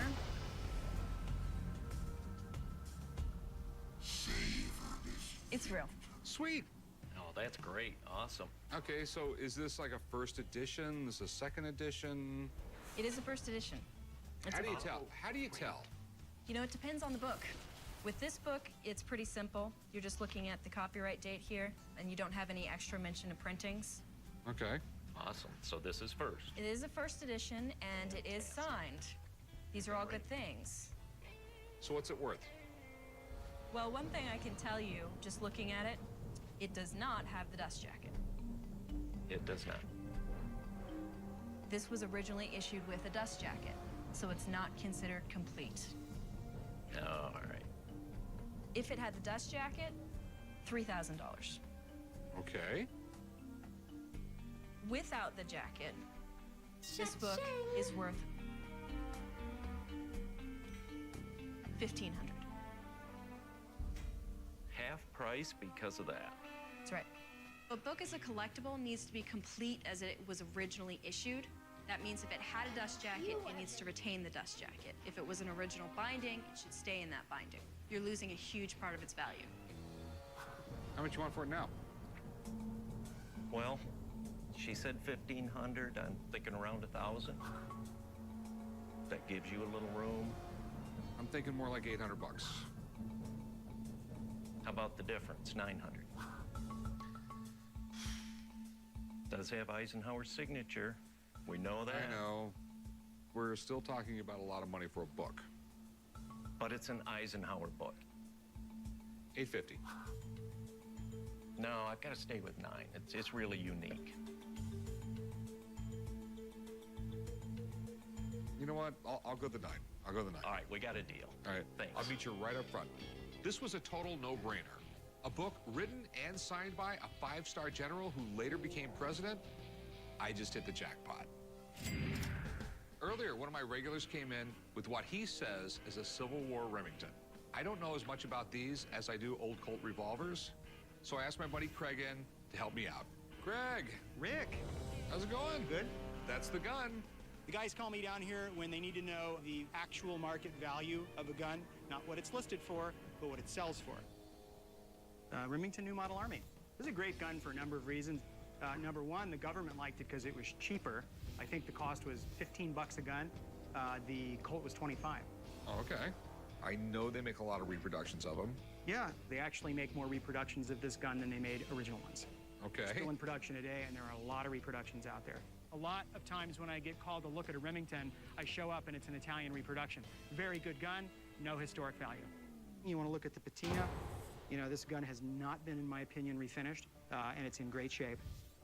If you look at the top, you see the Remington nomenclature here. There are 3 lines here. They made them in a 2-line and a 3-line version. The 3-line version's later, so I would expect this gun to have a later serial number. If it doesn't, then that suggests a problem. So let's take a quick peek. 32952. This is a 90,000 series gun. So in my opinion, this gun is authentic in every way. Okay, cool. Kind of what I expected. All right. Now the big argument, because this guy never agrees with me. What is a gun in that shape going for? There are a couple of drawbacks to this gun not being full mint or anywhere near it. Grips are a little loose. I would say as it sits for what it is, the price would be retail about $2,000. Okay. Thanks, man. Rick. You're the best. Now that we know this thing is genuine, I would love to have it for the shop. And these Remingtons don't come around nearly as often as Colts do. But it all comes down to the price. So you want to give me $2,000? No. I'm gonna get ready for my reading